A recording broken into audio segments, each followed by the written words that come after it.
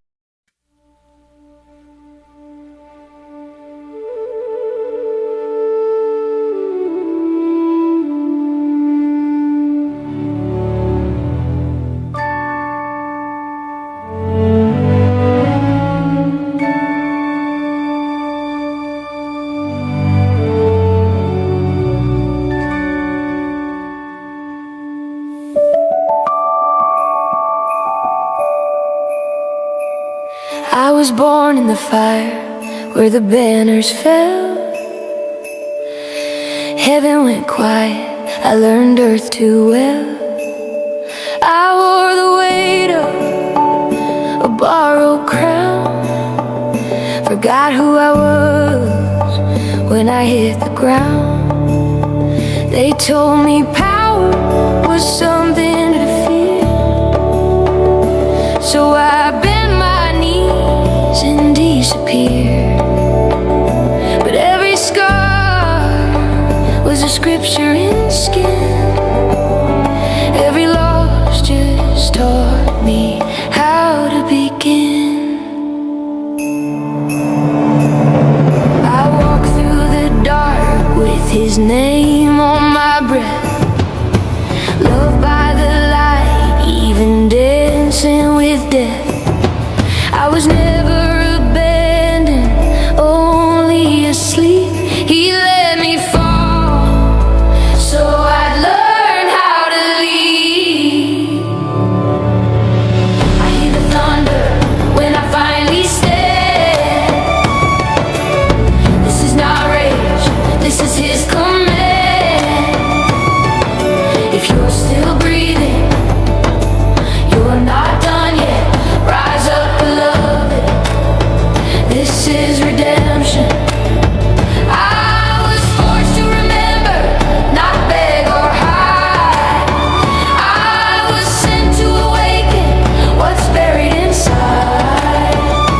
If your heart is still beating, he's calling you through. What he did for me, he will do for you. I tried to be small, tried to disappear, tried to be quiet so no one would hear. But love doesn't whisper when souls are at stake, and grace doesn't ask if the world's awake. I saw the chains dressed up as crowns, watched truth get buried upside down. But every lie cracks under holy fire, and fear can't stand where faith climbs higher. I was loved before I ever was strong, held through every moment I thought I was wrong. He didn't save me to sit and pray, he lit my spine and said, lead the way. I hear the thunder when I finally stand. This is not rage, this is his command. If you're still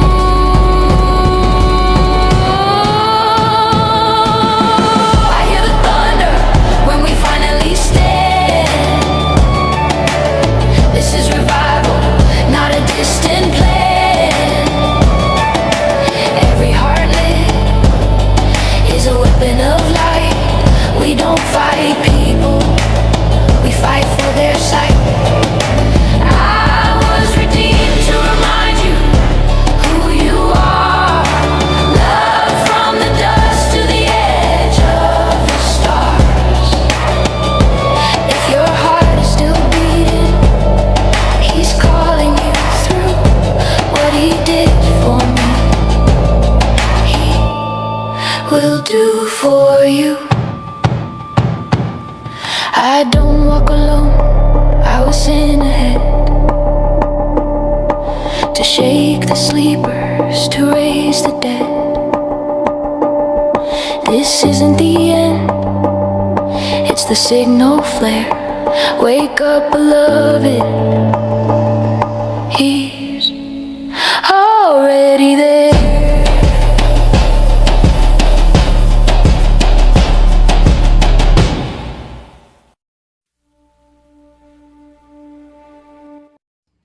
Hi, everyone. I hope everyone has been having a great December so far.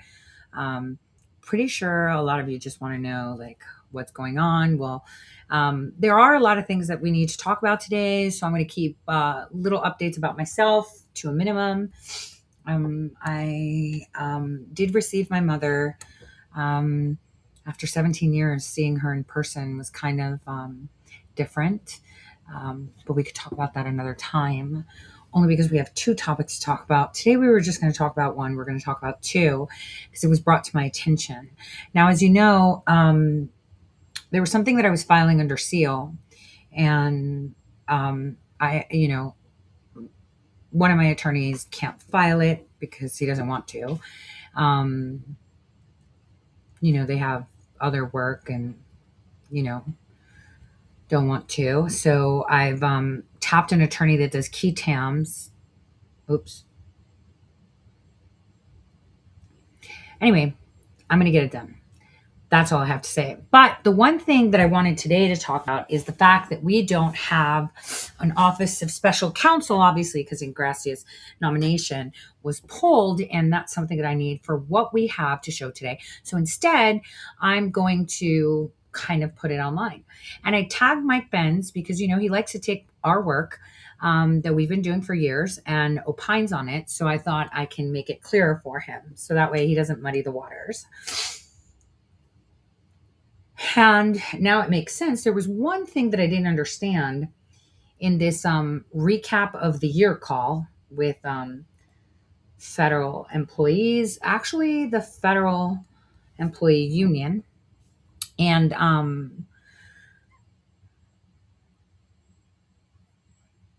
they act like USAID is alive and well. And I'm like, well, USAID ended. Oh. So today in a casual cob with a couple of people, I said, all right, can we kind of figure out where do I go since I can't provide this to the OSC because they're not there? We don't have anyone. What do I do? Well, and then it was like, hey, what about this? And I'm like, you know what? All your influencers have been telling you to look here and there, but haven't focused on the important thing. And now it's starting to make sense. Why do they act like USAID still exists? Or what we call it, the global engagement. Why do they act like it still exists? Oh, guess what? Because while we were busy getting told that we stand or don't stand with Israel, while we were busy looking at all these other things,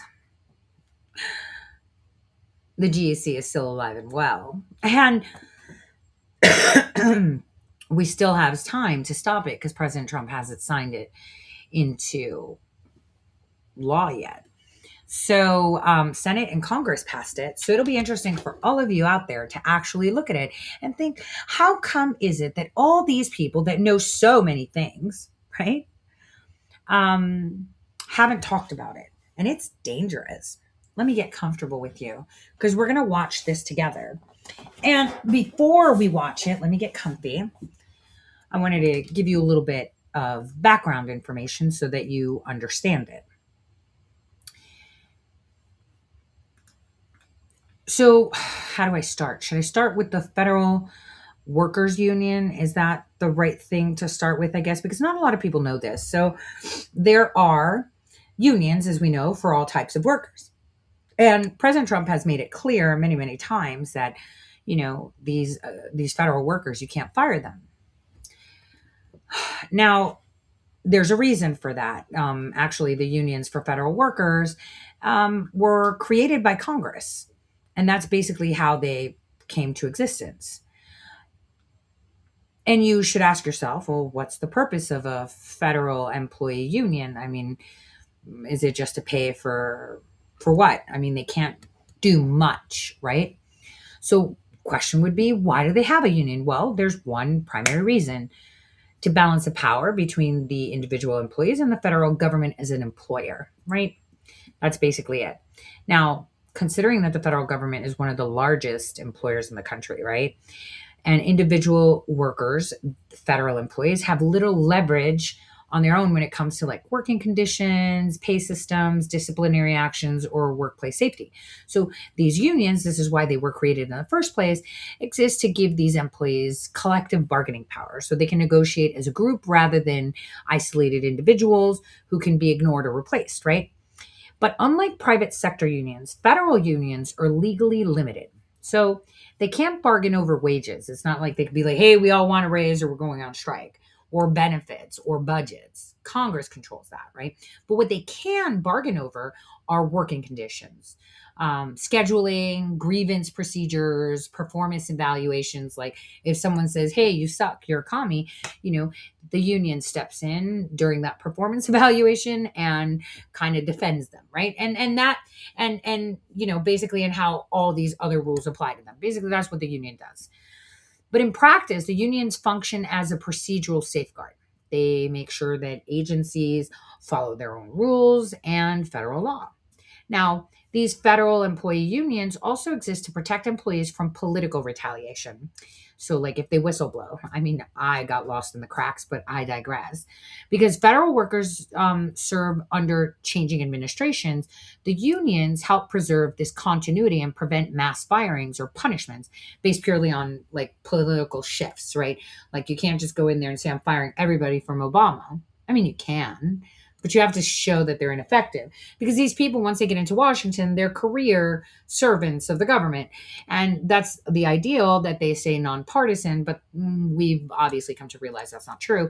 And today's show will show you exactly how untrue it is. And this is why something that we should be pushing on Congress is to reevaluate unions for federal workers, and how this is done.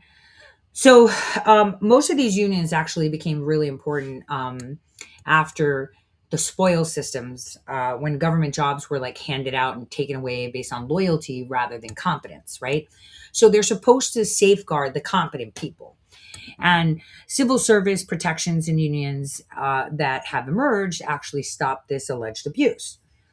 But another reason that these unions persist is due process. See, federal workers generally can't strike. They're not allowed to. They can't bargain for pay, like we said, and they face strict ethics and speech limitations.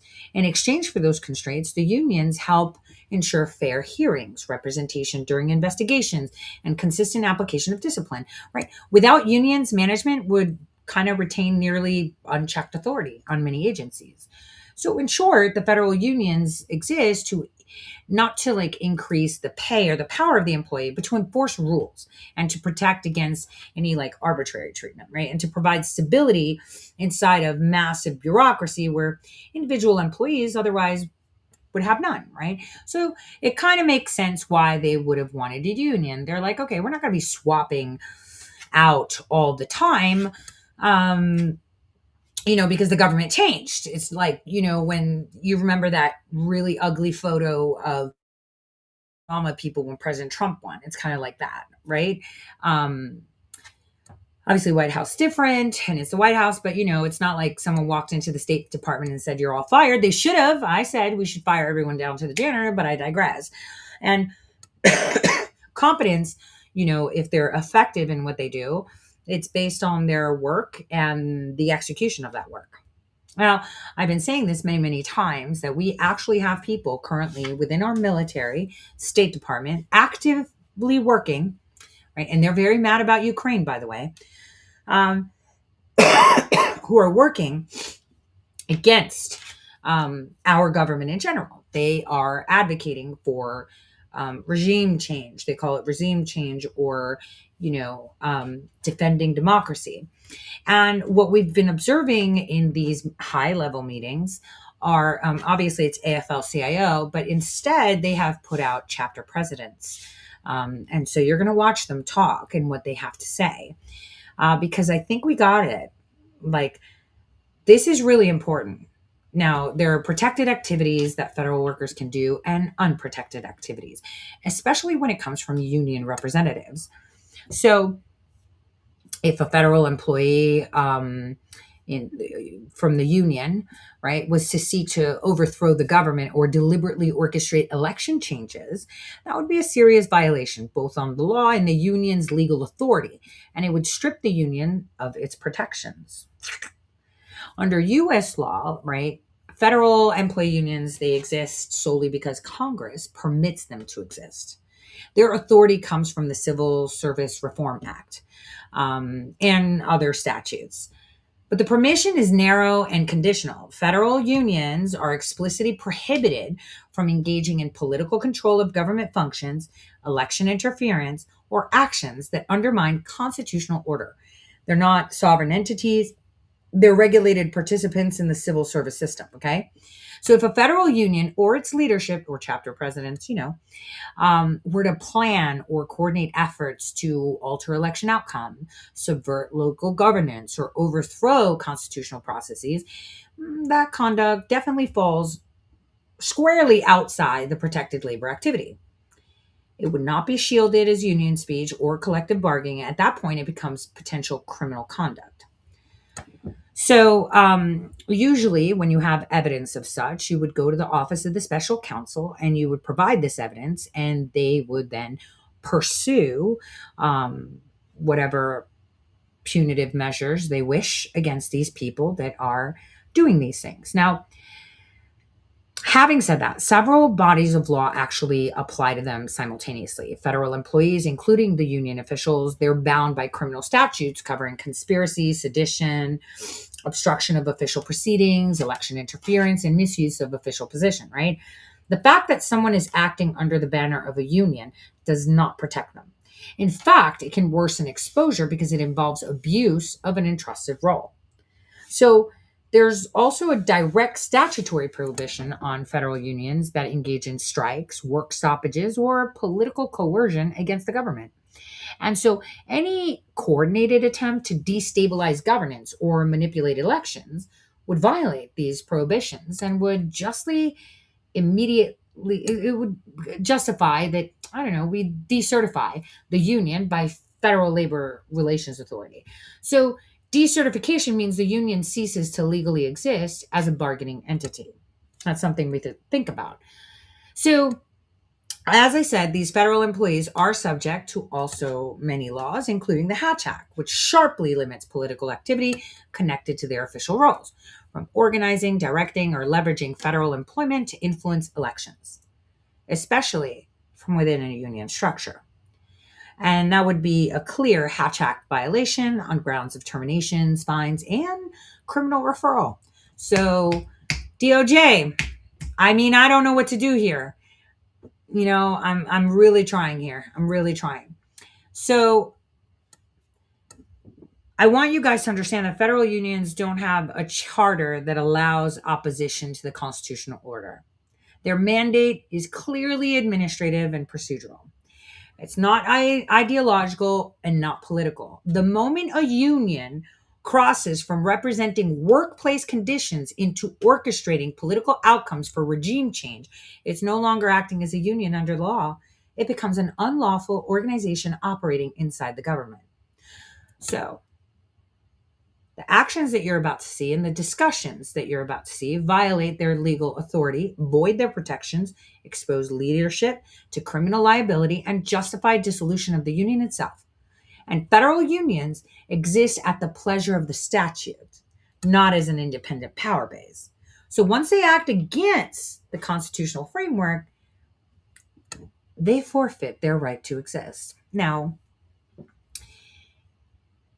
what you're about to see is them discussing organizing protests, but we got to see what they're really talking about, and you're going to see it. It's a 55-minute video, and I'll play it for you.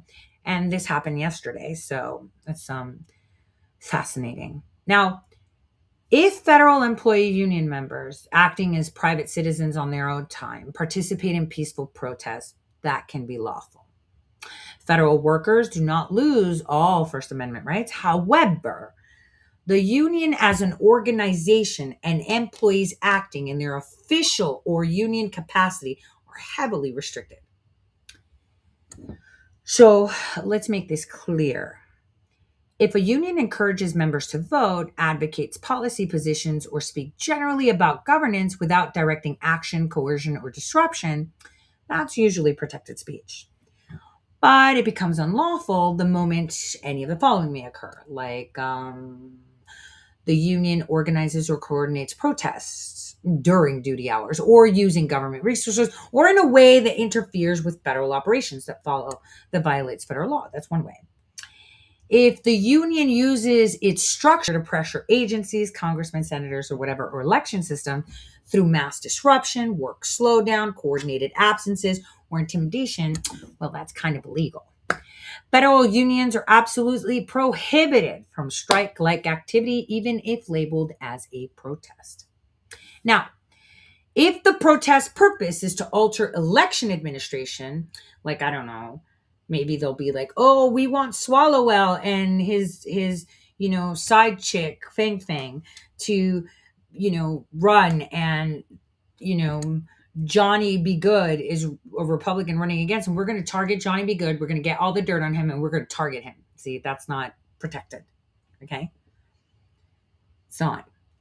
So if the protest that they're going to be doing is to alter elections, delegitimize lawful outcomes, or coerce officials, or replace constitutional processes with activist demands, well, that crosses from protected speech into unlawful interference.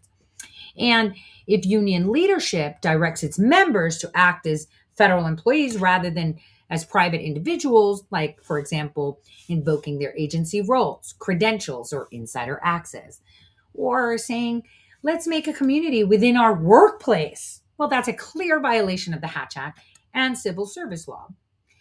But, how is it that Comey said it? Intent. Intent does matter. So when you hear create a better government, it's not a legal shield. If evidence shows coordination aimed at forcing governmental change outside of lawful mechanisms, that can support findings of conspiracy, abuse of position, seditious conduct, depending on the severity. So peaceful protest by individuals off duty without union coercion or organization or operational impact is generally lawful. Union organized, union directed, or job leverage protests intended to coerce government functions or election outcomes, well, that's unlawful, decertifiable, and potentially criminal. And the law does not give a fuck about slogans. It cares about mechanism, authority, timing, and effect. So that's basically the things that you are going to see. So, like, if they were to be like, let's find out who's running for Congress or Senate and let's get them, right? Well, that crosses into clear legal danger for a federal employee of union. And in many scenarios, it's actually quite unlawful. And so, grounded in law and not politics, if a federal employee union, its leadership, or its official structures are researching, identifying, tracking, or targeting candidates running against sitting members of Congress or Senate in order to oppose them politically, well, that's not protected union activity. And the reason is because federal employee unions are explicitly barred from engaging in partisan political campaign activity as an organization. Their legal existence is limited to labor management relations inside the federal workplace.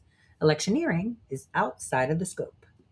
So, under the Hatch Act, federal employees may not use their official authority, influence, or their organizational positions, right, to interfere with or affect the results of an election. You're going to be like, what do you got, Tori? Wait, let me just educate you on this so that way you know what you're looking at. Because you know what I see? I see a lot of people opining and saying things. That's why I tagged Mike Benz. I was like, listen, buddy, if you're going to be stealing my work and pretending you're an official, source of shit, at least use it right. So I thought I could educate the public on exactly how all this works. because that makes more sense, right? Rather than just blurring out, look at them, they're talking this and that. And then everyone thinks that it's something else when it's not. But on the other hand, none of them told you that Global Engagement Center is still alive and well.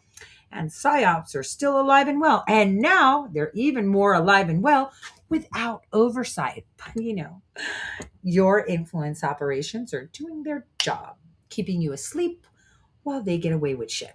Because you should pick a side, of course, not pay attention to the fact that your country is being eroded by the very people in Congress that are illegitimately there. Unless they were elected in 2016, they shouldn't be there. Point blank. So, in continuance, because you should understand all these things, when a union uses its actual institutional capacity to identify political opponents and mobilize against them, it's no longer acting as a labor representative, it's acting as a political apparatus inside the government. So, and to get this clear to you guys, there's an important distinction that the law makes. Individual members acting on their own time without union coordination, without using union resources, and without invoking their federal law roles, they may support or oppose candidates like any other citizen with some restrictions depending on their job. But a union as an entity cannot coordinate opposition campaigns, target specific candidates or challengers, direct members' political activity, collect or disseminate opposition research, mobilize actions intended to influence elections. So if a union does any of those things, it exposes itself to decertification by the Federal Labor Relations Authority, right, the FLRA, and it exposes its leadership to Hatch Act enforcement, civil penalties, termination, and in aggravated cases, criminal investigations. But can get a little bit more serious. See, because if union leadership is using internal government knowledge, access, or data to identify the candidates, well, union communications frame opposition as tied to members, federal employment, or agency missions. Union activity pressures lawmaker through threats of disruptions, regulatory production, or coordinated, internal resistance. Well, at that point, it's no longer a labor law issue. It becomes abuse of public office and election interference. So, to sum that up, right, if a federal union researching and targeting political candidates to defeat them outside its legal authority is not protected speech and grounds for dissolution and enforcement action, right? Motivation doesn't matter. We want a better government. Doesn't fucking matter. What matters is using federally protected labor organization to influence elections. That is precisely what the law forbids. So,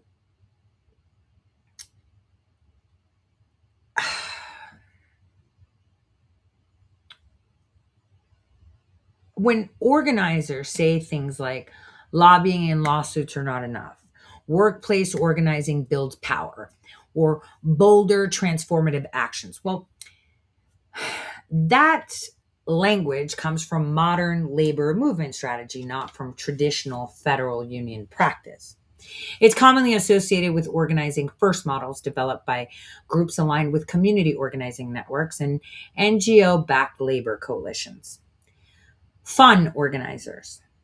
That's what I like to call them. It's Federal Unionist Network, the fun guys, which is a real umbrella network that exists to coordinate federal employee labor activism across agencies. By itself, fun is not illegal. Now, individuals that may be tied to AFT, NTEU, CFPB, USAID, or DMV, or typically are typically staff organizers, union activists, and coalition connectors, right? But not government decision makers. Now, many such people operate in a gray zone between labor advocacy, NGO activism, and political messaging. But here's where the distinction legally lies. Workplace organizing inside federal agencies is lawful only when it stays strictly within labor management boundaries, like complaints, or, we don't have any heating, or it's too hot in here, or it's too cold in here. Internal advocacy, like I'm getting reprimanded, or asking for continuing education. Those are the things inside federal agency that they can organize. The moment organizing becomes a power building for external political outcomes like electoral influence or transforming the government through pressure tactics rather than lawful processes, well, it crosses out of the protected federal union activity. Now,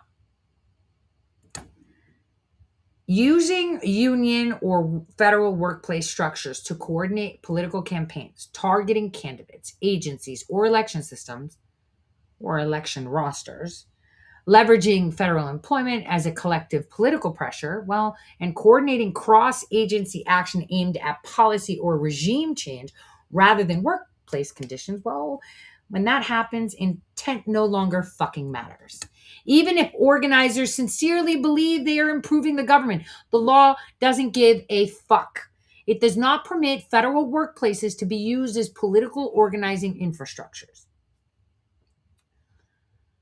So, what you're about to see is labor organizers and activist figures that are federal employees and heads of chapters of federal employee unions and heads of unions, middle management, as you call it, or adjacent advocacy networks. Now, their roles, authority, and legality depend entirely on what they actually do, not what the slogans say they do. So, the questions we should be asking ourselves: are union resources being used? Who knows? Are activities coordinated during duty hours? Maybe. Are agencies or elections being targeted? Yes. And are members being directed rather than informed? Correct. And if federal employment is being leveraged for political pressure? Fuck yeah. So those are questions that you should ask yourself when you're determining what you're going to watch if it's legal. It's not ideology, not rhetoric, and it's not whether someone works at the agency. That's how you want to see it, right? Now, another thing is that federal union bylaws are governed by federal law, not just internal rules like other unions. So federal sector unions have to operate under a framework that Congress gave them. Specifically, what is it? Hold on. It's 5 USC chapter 71. There we go. And that's basically how they operate. The law lets federal employees unionize and collectively bargain over workplace conditions, like is it too hot, too cold, I need a window, we need more than one bathroom, stuff like that. But it does not authorize unions to act as political campaign organizations. So the bylaws of most federal employee unions reflect this. They focus on democratic governance of the union itself, meetings, elections of union officers, dues, internal discipline, grievance procedures, and negotiations with the employer, which is the federal government or whatever agency they oversee, right? So they do not authorize, none of the bylaws authorize a union to act as a political party or to direct campaign strategy to influence public elections. Now, even if a union's bylaws said something about political engagement, like federal law places clear restrictions on political activity by federal employees and unions. At the federal level, the Hatch Act restricts, partisan political activity, right? By federal employees, federal employee organization, including the federal labor unions. And federal employees can engage in political activity as private citizens, but only off duty, outside of federal property, and without using government resources. No brainer. They may not engage in political activity while on duty in federal workplaces and with federal equipment. So they can't use the company, the agency that they work at computer to sit there and shit post on Blue Sky or promote posts, which they do, and I hope we're watching. And they can't use it. They can't be in the agency sitting at their desk taking a Zoom call like the one you're about to see, because that's not allowed. But we've got a few Zoom calls where they're all sitting in their offices at the NIH, at the EPA, at the DOD, where they're all having these conversations. So another thing is they can't use official authority or influence to affect an election outcome. So basically, using their weight as a union or as a federal employee to try to influence things. Well, you're going to hear them talking about how to influence things. And they are not allowed to solicit or receive political contribution, even off duty. And, they're talking about fundraising. So is it a PAC? Maybe not, but labor union PACs are separate from federal workplace functions, right? That's how it has to be done. So, what these unions are allowed to do is lobby Congress on behalf of members' interests, other than we hate Trump or we need to pay Ukraine because they're really mad about the whole Ukraine thing. But wait, they can file lawsuits over workplace rights, like, oh, I want to use the girls' bathroom even though I'm a man, because apparently that's a right. They can advocate for legislative changes that impact them as federal employees. Like they could say, hey, the law says that if we don't clock in 5 minutes after our time, then, we want to negotiate that and we want to be able to have an extra 5 minutes leeway. Things like that they can do, right? They can do that. That's why they have those unions. So as times change, they can change whatever their work environment is. And they can encourage member participation in civic life. Like they can go on voter registration drives and general issues on education, right? General shit. But not saying, oh, I work for the DOD, so I need you to take signatures so we can vote. They can't do that. They could say, hi, my name is Amy, and I'd like to register you to vote. But they can't say, oh, I work for the DOD or the EPA or whatever. Now, all those things that I just told you aren't illegal as long as they're not tied to promoting or defeating specific candidates, which you're going to hear they want to defeat. And they don't have partisan outcomes using union authority or federal resources. So, what they can't do, now let's go into what they can't do before we put this in. They can't coordinate, endorse, or campaign for or against specific political candidates while acting as a union entity. They can't organize internal union structures to directly influence election outcomes. They can't plan political strategy aimed at affecting who holds public office. They can't use workplace mechanisms like meetings while on duty, union officer directives during work hours, or use federal resources to mobilize support or opposition for specific parties or candidates.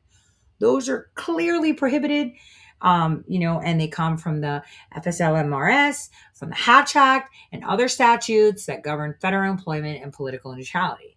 Now, federal union bylaws do not and cannot legally authorize election targeting or regime change coordination. Such activities are governed by federal law, okay? Especially the Hatch Act and statutes that define what federal sector union is and isn't allowed to do. So participating in partisan political campaigns with union authority or union federal resources, I guess, it's prohibited. And engaging in such activities risk legal penalties and union decertification, sorry. So if they're meeting up, right, and they're having these conversations and identifying, hey, I'm with this union, we should go into our workplaces and chit chat with people so we could do all this stuff. Well, there's a lot of red flag language, and we'll get into that as I play it for you. Give me a second. Let me see.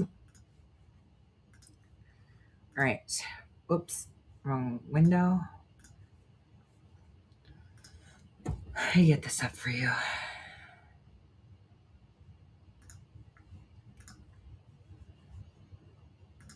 Thank you, Angela. I wanted to put subtitles and I was trying to upload it with the subtitles for you. Okay. So there may be some misspelling because I used AI to transcribe it and I've watermarked the fuck out of it. So maybe they could go look for shit. But it's very important you guys pay attention to what they have to say. Remember, federal unions like EPA, federal unions, AFT, DMV unions, post office union, this is not okay. Okay? So let's get this started. Enjoy the show.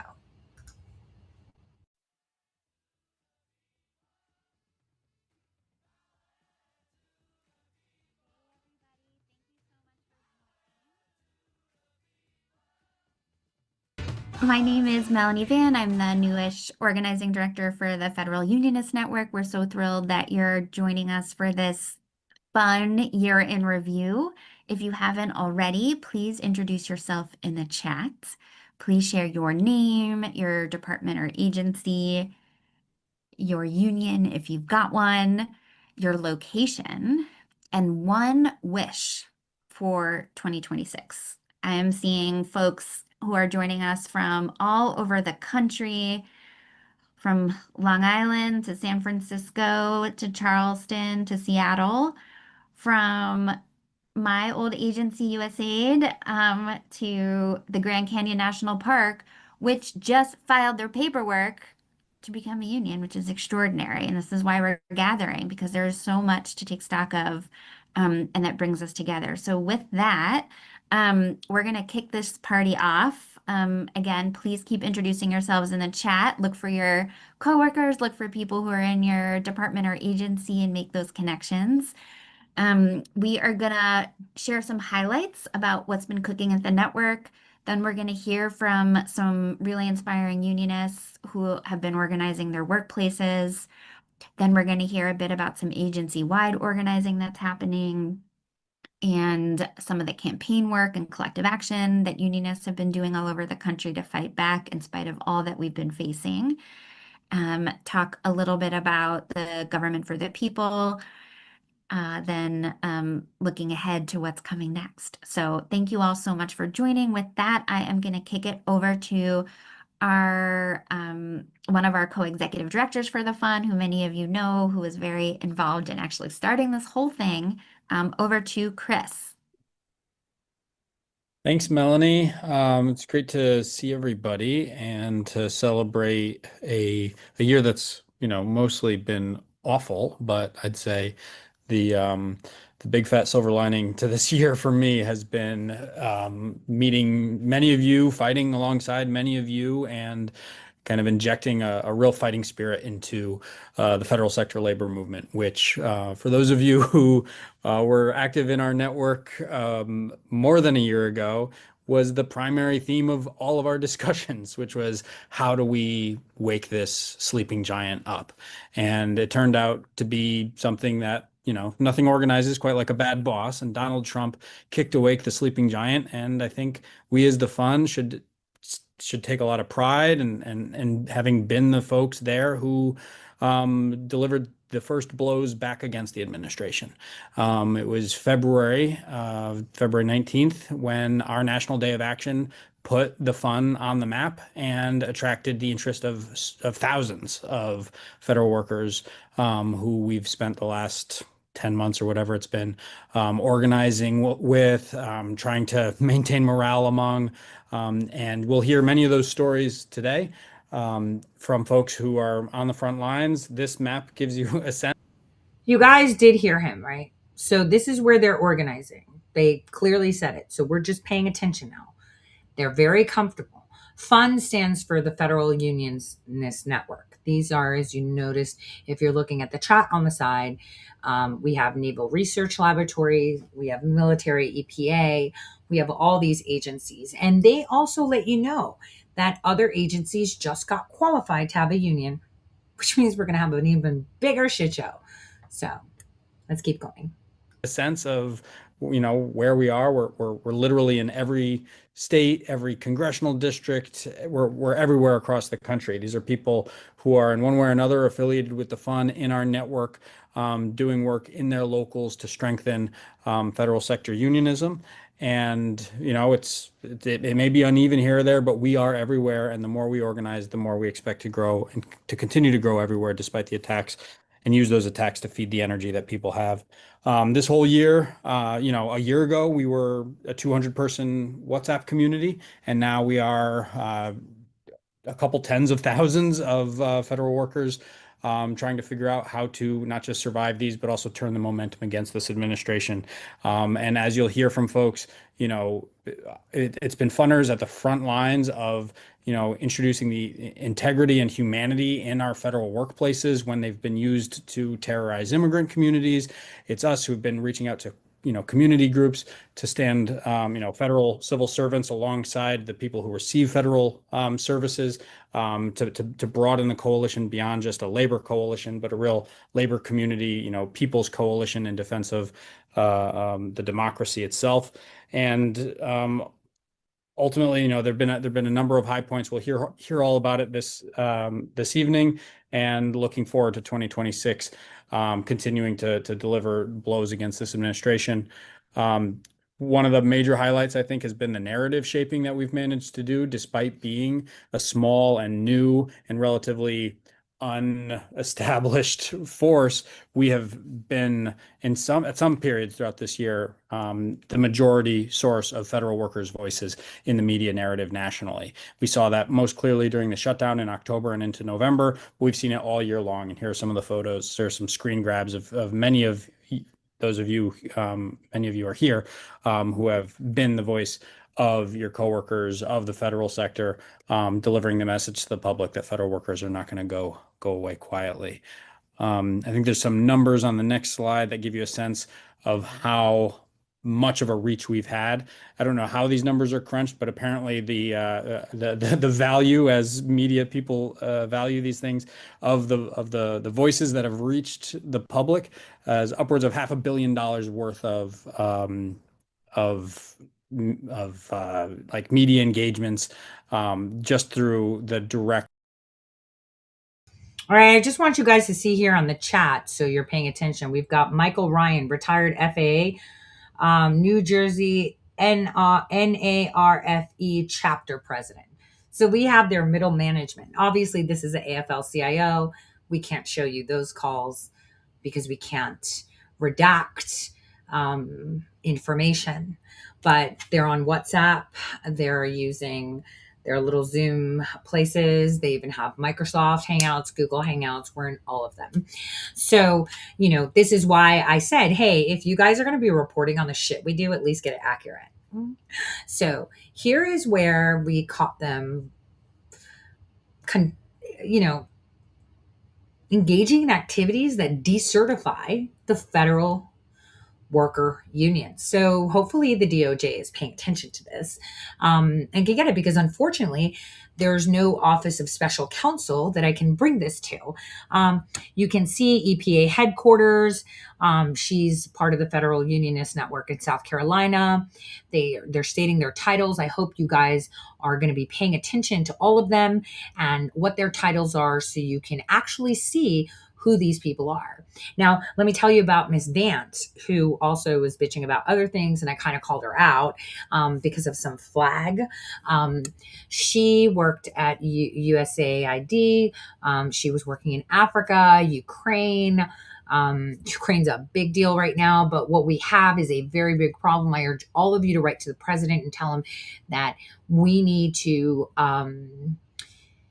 not get the NDAA signed, and I'll tell you about that later. But I want you guys to actually realize what they're talking about here, because we see a lot of these personas online, like, no shade. Mike Benz is entertaining, a little bit cheesy on the piano, but he's entertaining, and he's for a layman that, think, this dude knows what he's talking about. Don't forget, he was a producer for, was it Mr. Beast or Joe Rogan? Or I don't remember. And then he became a Proud Boy, and now he's an expert in USAID. Okay, enough said. I would have preferred the Smoothie King to come out as an expert, who also went to Mars and was part of an alien program. Because I guess the people of the United States focus on those things. We're going to focus on the law, and hopefully I make it clear enough so they can take notes and not fuck it up this time. Because every time they take our work, they skew it and they make it bullshit. So I want to be as thorough as possible today. Okay. And I want you to be paying attention how we have VA clinicians on here saying that they're active and they're federal employees and they're engaging in these activities, all these chapter presidents that you're going to see rolling around through your screen, because every single one of them will decertify every fucking agency. Oh, and at some point you're going to hear them bitching about how we got them fired at the EPA. But let's continue. Engagements and interviews that so many of you did, 350 plus million views. Some of our viral content, focusing on the retaliations that the administration has delivered against those who have been brave enough to stand up for the public interest in this moment. And we've basically been on every major national news outlet. We've been in many, many, many local markets where we have strong hubs that have been repeat a repeat presence at many of the demonstrations. We're organizing informational pickets to highlight the attacks on the federal service. So, we've really been it's been impossible to ignore us. And that's true for not just the administration, who has to deal with the fighting spirit of the unions where we're present, but also for the public, who's looking for some hope and inspiration from a sector that's otherwise seems to be just taking it on the chin all year long. So, what's next? I think, is that the last slide I've got? We're out of time. Sorry, but maybe we could do another minute, Melanie. Would you prefer that? Yeah, I think, Okay.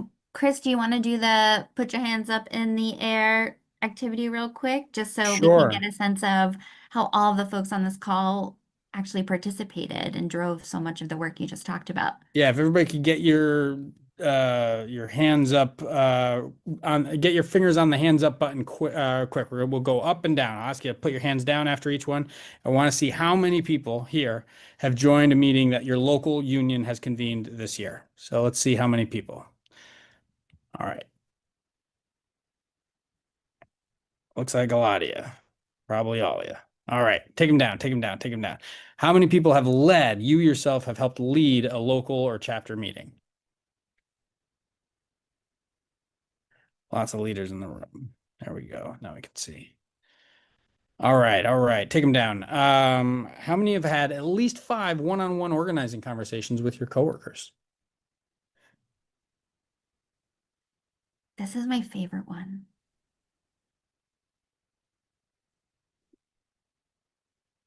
It's my All right, all too. right. Take them down.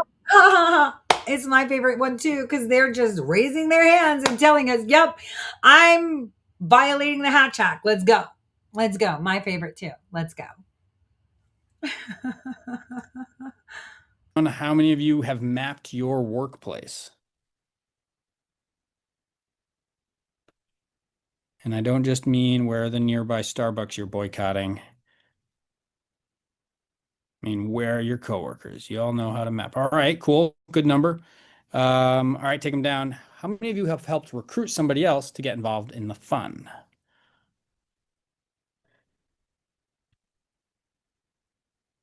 All right. Lots of recruiters. We need that. All right, take them down, take them down. How many of you have participated in an organizing training?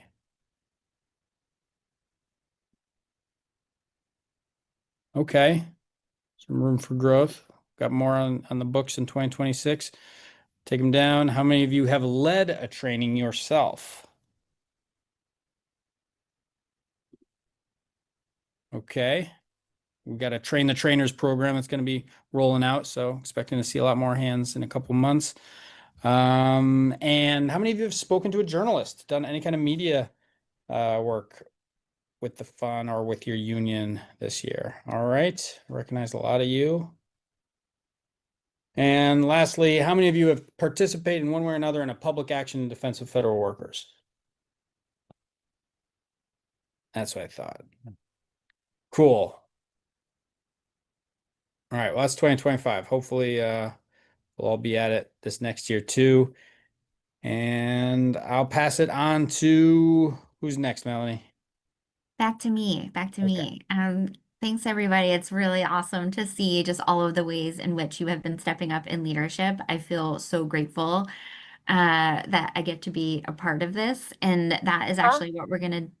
What's up? Someone talking? Are you okay? Yeah. Okay. If y'all can make sure that you mute your mics, that would be glorious. Okay, so what we're gonna do right now, appreciating that it has been a fucking year and feels like a goddamn decade, we're gonna take a moment to just get a little grounded and to take a moment to arrive together. So this is just a really quick grounding and gratitude exercise, and consider it my gift to you this holiday season. So put both feet on the floor. Relax your shoulders.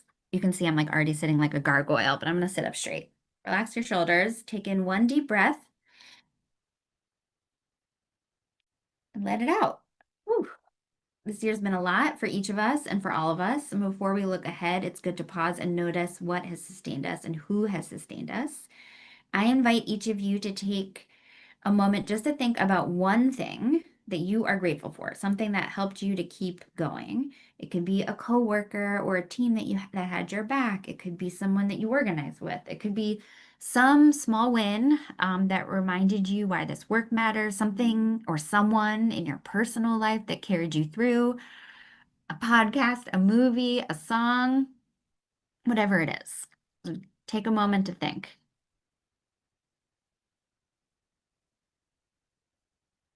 Now I'm going to challenge you to think of one person, someone in your orbit, big or small, who like just made this year livable for you, and hold that person's name or face in your mind for a moment.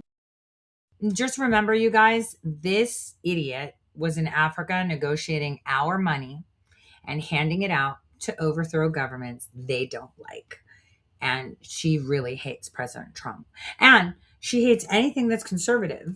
And she's a stickler about pronouns, has been for a while, actually. Notice what comes up next when you think of them.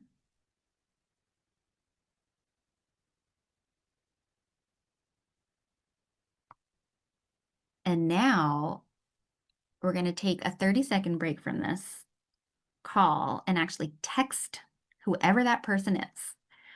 So there's nothing that fills my cup more than being able to actually thank other people. And so take 30 seconds, send a text to the person whose name or face you were just holding in your mind that you want to express that gratitude towards. This could be someone from your union, someone from your family, someone from the fund. Send them a quick message.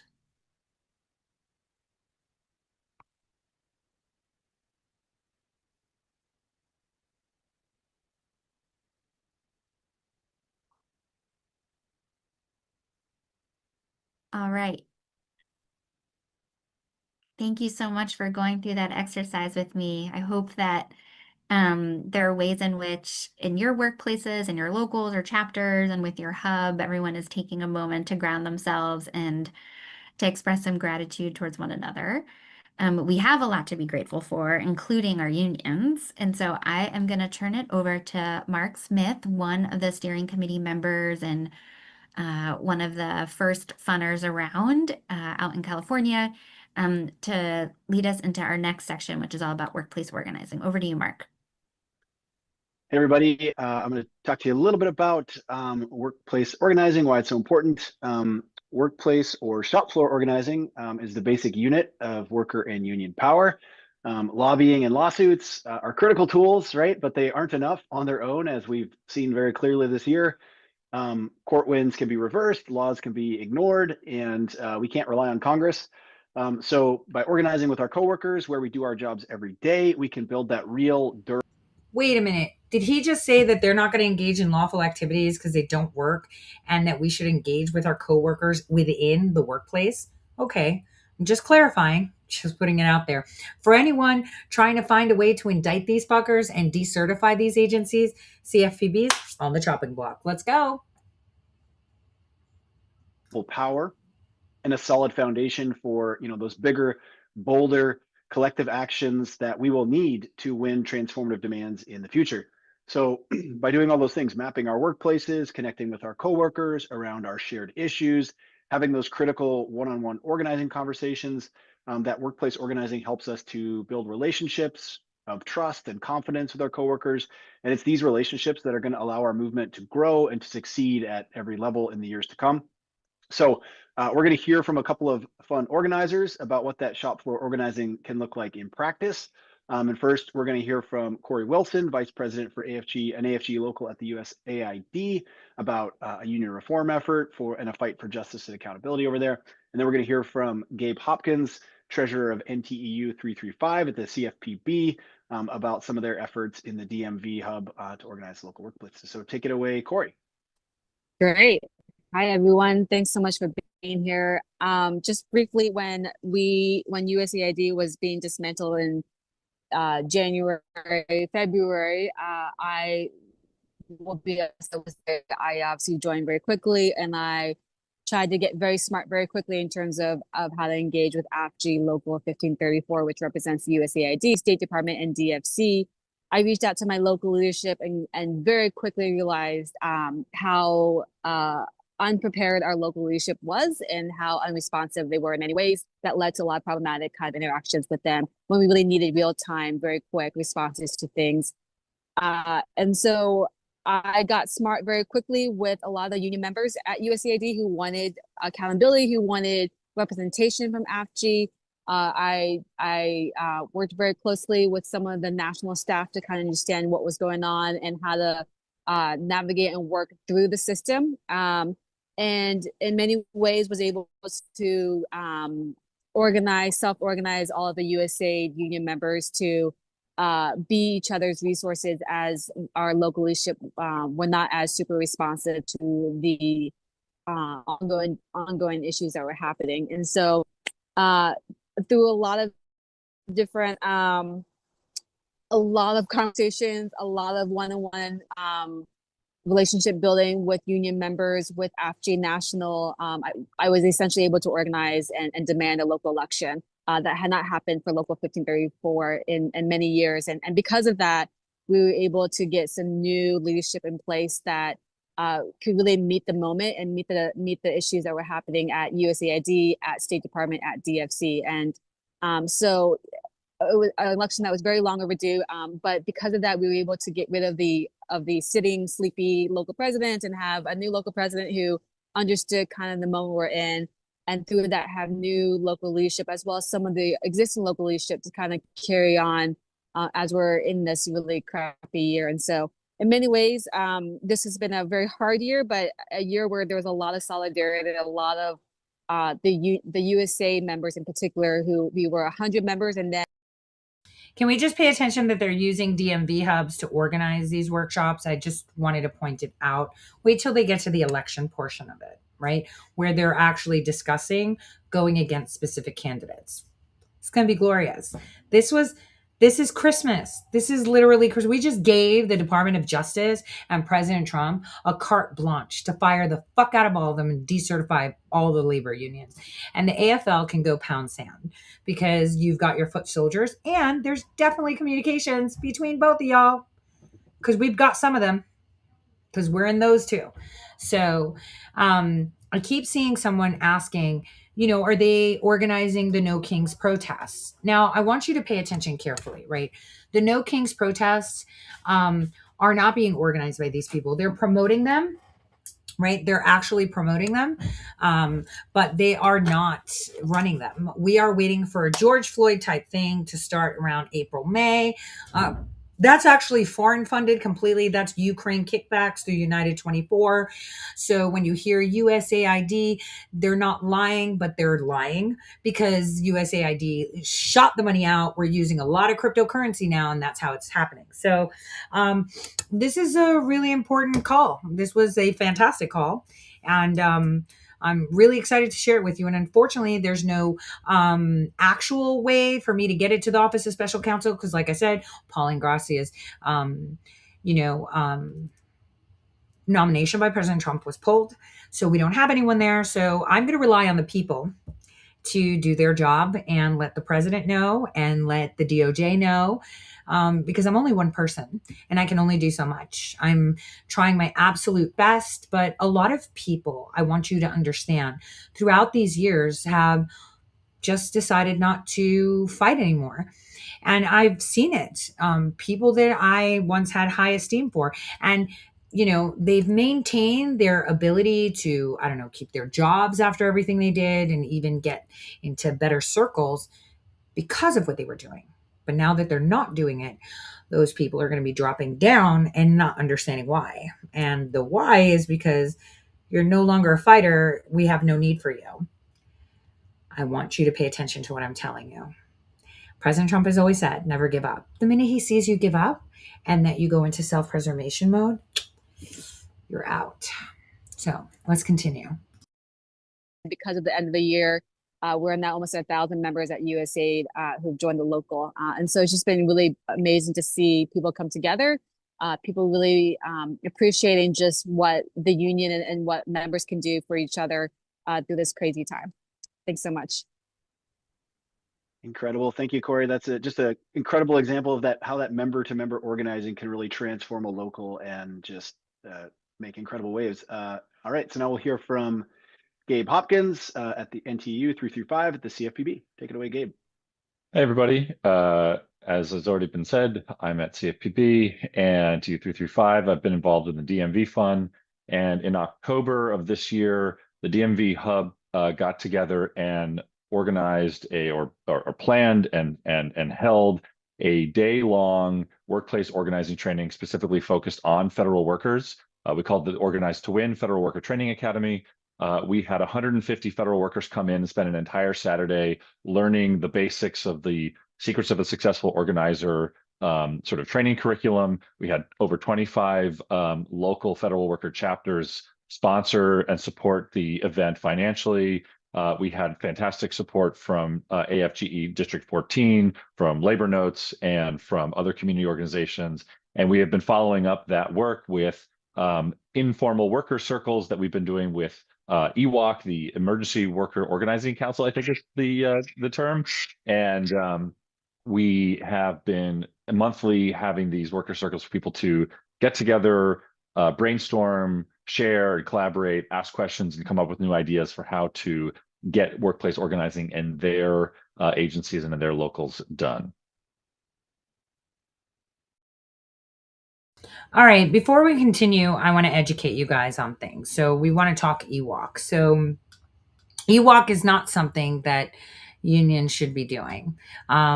It's under workerorganizing.org, is not a federal union site. It's not a government program. It's an activist organizing hub associated with modern organizing first labor movements, right?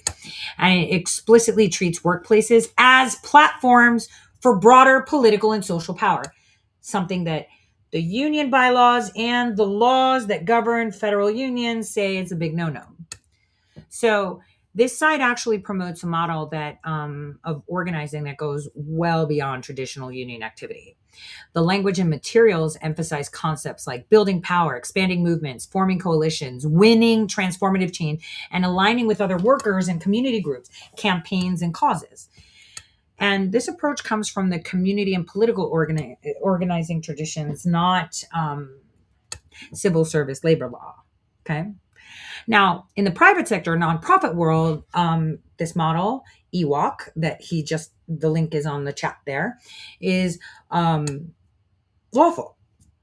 In state or local government context, it can be lawful depending on jurisdiction.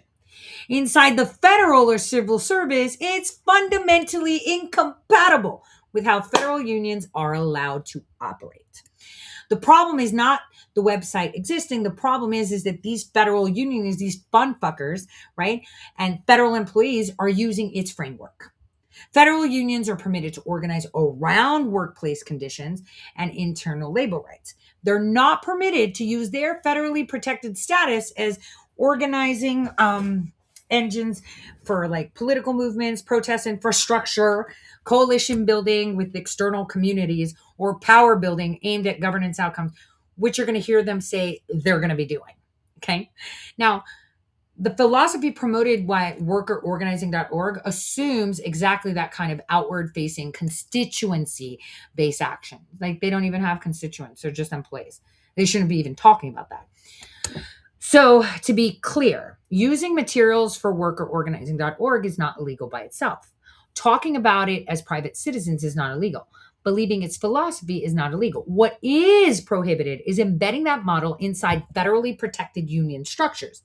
Meetings, trainings, official time, internal communication, or coordinated action by federal employees, which we are watching right now, acting in their roles, especially when it connects to protests, elections, or political pressure. So when we put that all together, federal unions, cross-agency organizing, DMV trainings, talk of constituencies and communities, debriefs on protest wins, and language identical to activist organizing framework, well, we're not imagining this mismatch. We're identifying a category error, right? It's political organizing model being imported into a space where the law only permits labor management representation. So that is a big deal. Now, what is EWOC? EWOC is a political organizing training project, not labor relations program. It was created rapidly to train workers to organize campaigns, escalate pressure, build power, win outcomes, and through normal channels that are deemed insufficient. Its own materials are explicit about this. EWOC teaches organizers to identify targets, build leverage, create escalation paths, coordinate public action, and align workplaces with broader movements. So obviously they're not hiding, and they plainly told you what they're, I mean, could you imagine what a great Christmas present? Stop me for a second. Just hear me out. What a great Christmas present if we could decertify all the federal unions right now with just this video and fire them all down to the fucking janitor. Every single one of them. Here's the ticket. Carte blanche. Because what we're seeing is a core conflict that is structural and not fucking rhetorical. Okay? This is lawful in private, unlawful in federal and civic duties. So federal unions are authorized to exist for one reason only: representing employees in labor management relations.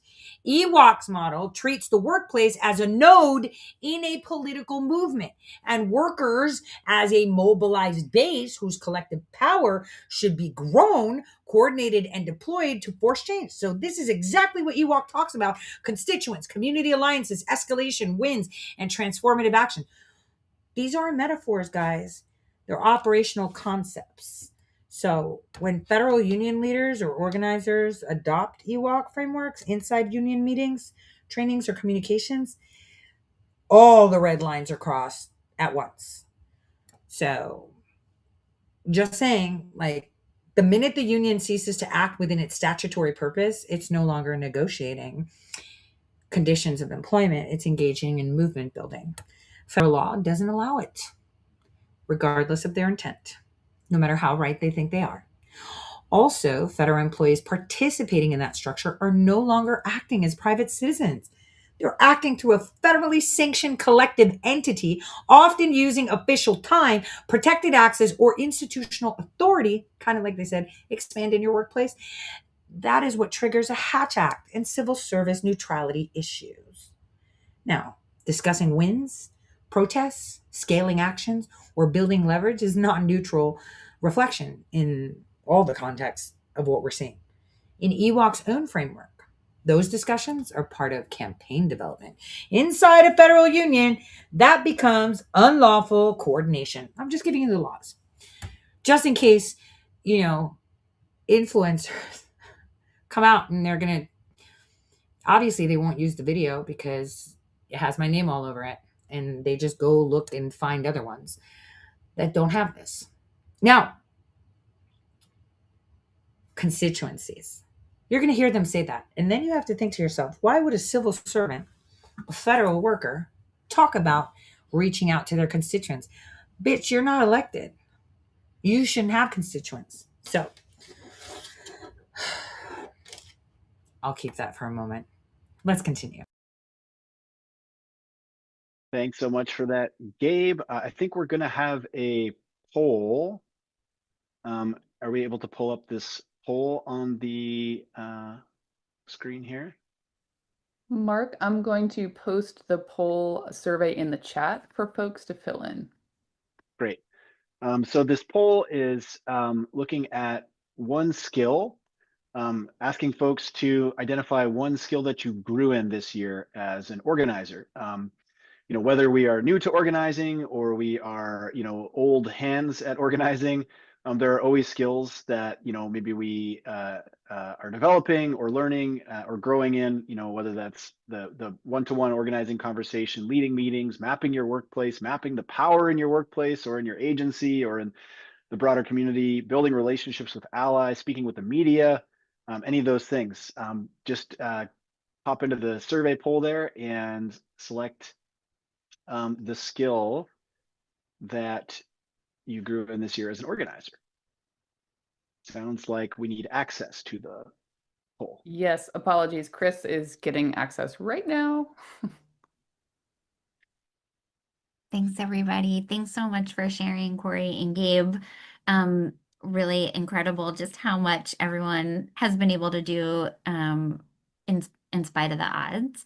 I am going to turn it over next to Maddox, another one of the fund's steering committee members, who is going to lead us in a conversation with unionists who are working across their entire department or across their entire agency to build and wield their power. Over to you, Maddox.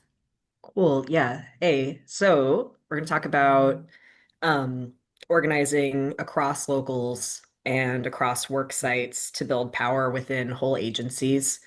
Um, Building power in your workplace means coalition building, and the next sort of scale up from your local is the whole body, right? And as we sort of network as a series of federal unionists building power both within and across agencies. So we've got Steph Hung from EPA and Rich Couture from Social Security Strong. I guess in that order. Steph, do you want to kick it off? Yes. Hey, everybody. I'm Steph Hung. I am a steering committee member of FUN, and I'm also second vice president of AFG Council 238, representing about 8,000 EPA workers. So good to be here with you all. Um, Honest, I was a little put on the spot because Justin Chen, our president, had to catch a flight, so he actually couldn't take this part. So I didn't come super prepared, but I'll just tell you a little bit about what we've been doing. Just one example of agency-wide organizing. So I don't know how many folks on this call have heard about the upwards of like between 140, 160 individuals at the EPA signed a letter urging our administrator to Hold on. Let's get my tiny violin. Like it?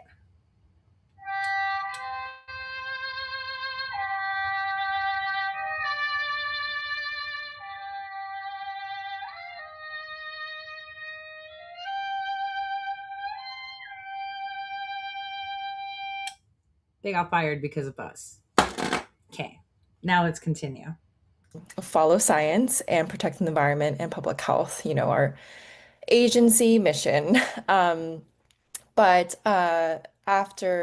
shortly after folks, signed in their personal time and exercised their First Amendment right, the agency chose to retaliate against these workers. So most people were put on administrative leave that turned into investigative leave, and then some were unfortunately suspended for this act, and some were returned to work and had a letter of reprimand, and some.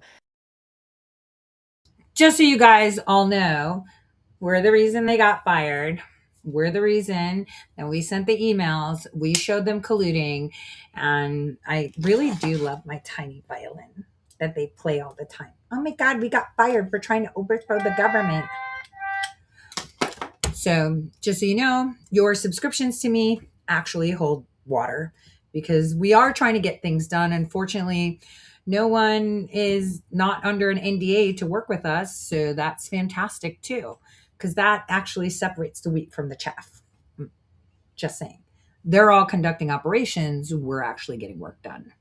Were terminated, actually, outright terminated for exercising their right to speak up. So, Council 238, we've never really dealt with something like this and to this extent and this gravity. So what we did was we quickly mobilized union locals. The first thing we did was to plan a coordinated action rallies in several locations across the country to show our colleagues that we're not going to back down from this, that when an injury to one is an injury to all, we're a union. When our coworkers are under attack, we are going to stand together in solidarity with them. So that was the first thing we did. And then afterwards, we had letters circulating in Congress. We got a ton of congressional support in the Senate to urge our administrator to return these workers back to work. We had a slew of strategy meetings with people who signed the letter to fight back legally and challenge that legally. And it's not over. We've also been speaking to every major media outlet on this. We have Yeah, but see, they can't win this. She was actually on the email because we had the emails. Like I was in that. I was in their Slack where they were discussing it. And obviously, I'm sending it to the right people because I've tried to give it to journalists so it can be a story so people can see that we are gutting them. But none of them want to gut them. They want to misdirect you. And you'll understand more as we go. But this was one of our biggest achievements. So, like I said, all your subscriptions and tips, they go to this type of work because, we have to monitor all of them. These aren't the only groups. There's a ton of groups. I mean, we could get into California, it's state by state. It's a lot. And now I've actually offloaded most of it because I am the point of contact to be able to share this information. So that way, if it gets into the hands of federal agencies, they can't claim they needed a warrant. So we can continue our activities. We're everywhere. If they can influence, I mean, spying goes both ways. And since this is a spy versus spy game, what better than to just be people against the bad spies game? Hmm? And this is what happened. She's really defeated here. She was on that email too, by the way. Just thought I'd let you know. gotten a ton of traction, and we're still continuing this fight, even after some people have been returned to work, because this is setting a very dangerous precedent, and this is one of our top priorities at the moment. Thanks, and I'll return it back to Maddox. And next we have Rich Couture from Social Security Strong. Hi, thanks. I'm Rich. I'm president of AFGE Council 215, representing Social Security hearings and appeals employees, support staff in our hearings and appeals offices, as well as spokesperson for the AFGE Social Security General Committee, which represents over 38,000 Social Security employees nationwide.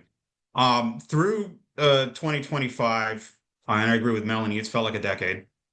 Social Security workers pushed back against cuts to services, which would actually constitute backdoor cuts to your paid benefits based upon the contributions that you make each and every paycheck through your FICA taxes.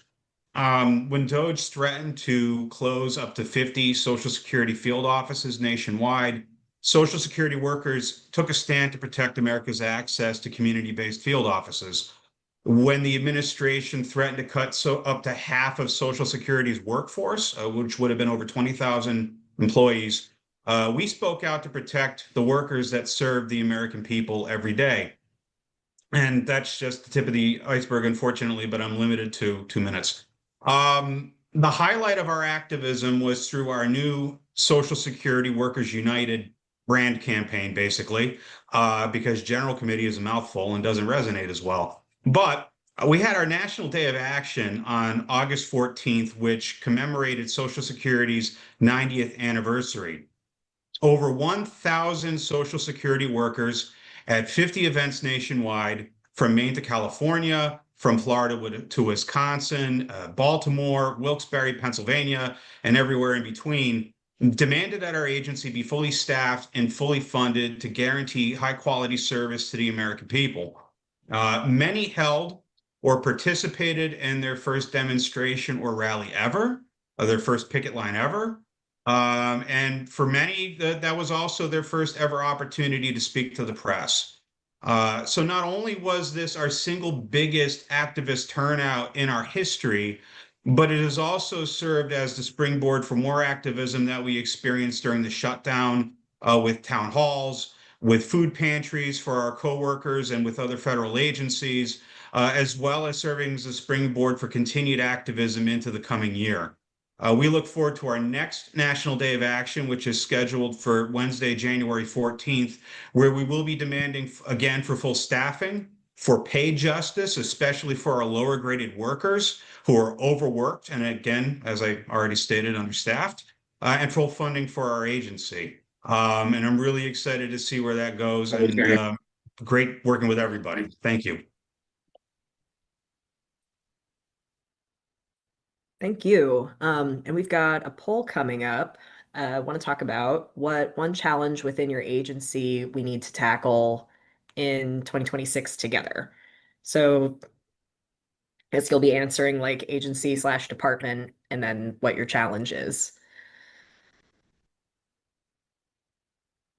Thanks so much, Maddox. Thanks so much, Rich and Steph, especially Steph for jumping in at the last minute since Justin had to catch a flight. Really grateful to both of you for just all of the extraordinary leadership that you have shown and the important work that you all are doing to defend your agency's like core function. All right, next up, we are going to go over to Thomas, another member of the Fund Steering Committee and an OG of the fund, to lead us through reflecting on some of the campaigns and collective action that we've been able to take together. Over to you, Thomas. Yeah, thanks, Melanie. So I'm Thomas Topai. I'm president of IFPTE Local 97 and a federal worker with the Army Corps of Engineers. And we're going to talk a little bit here, or hear a little bit here about kind of the offensive and defensive perspectives when it comes to our organizing. Obviously, in the last year, we've had to play defense on a lot of fronts as we've been under attack, and we've had to deal with things kind of as they've come up because we've had to respond. But at the same time, we've also had energy. I think at least from what I've seen, energy that we haven't seen previously from our fellow workers that we can use to kind of build those connections for the efforts ahead. So I'd like to. You guys did hear he said U.S. Army Corps Engineers, right? I just wanted to clarify. Just thought I'd bring it up, just in case you missed it. Thanks. Pass it to James from NLRB PA for a story about the shutdown showdown. Awesome. Thank you so much. Great to see everybody. Solidarity forever. My name is James Kerwin. I'm at the NLRB, part of the NLRB PA, or legislative director. And I was one of the folks that helped to coordinate the Shutdown Showdown campaign. And I'm really excited to tell you all about that. So back at the end of September, a group of Fundy viewers realized that a shutdown was probably going to happen. And this was going to be an opportunity for us to urge Congress to hold the line. Wait a minute. What did he say? Let's just rewind that. I just want to go back. All right. Just listen to what he said because the transcription was a little bit off. Okay. It's great to use their words. Okay. Please listen.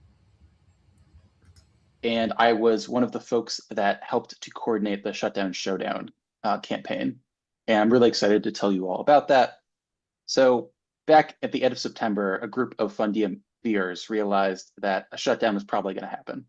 And this was going to be an opportunity for us to urge Congress to hold the line for federal workers, hold the line for those that were facing skyrocketing healthcare costs, hold the line for democracy and for the rule of law. And so we wrote a letter and we then urged unions across the country to support it.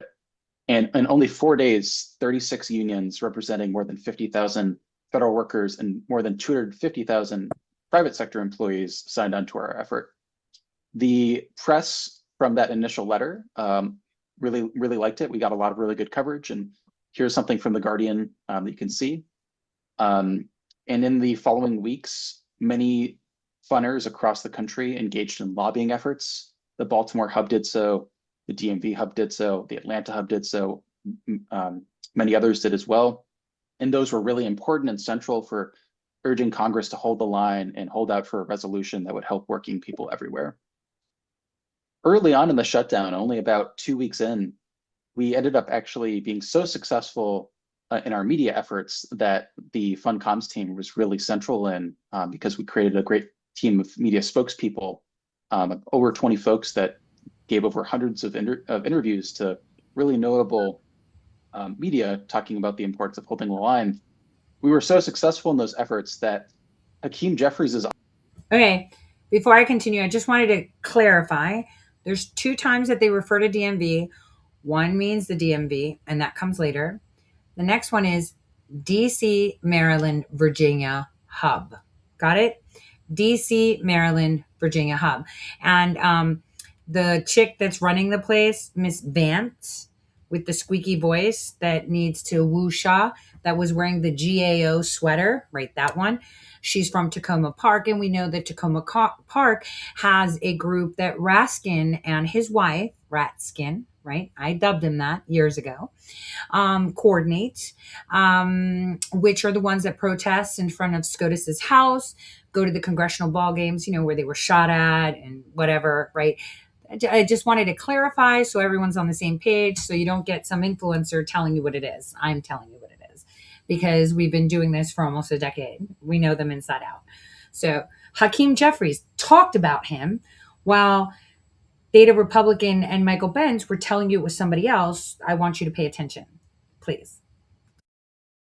Office actually reached out to FUN and said, hey, we like what you all are doing. We love federal workers. We want to put you all inside the Capitol. We want to hear from you all. And so FUN was able to place 3 funners to speak in front of the House Democratic Steering and Policy Committee meeting, which you'll see a little screenshot from on your left. So thank you to Paul, James, and Danny for participating in that.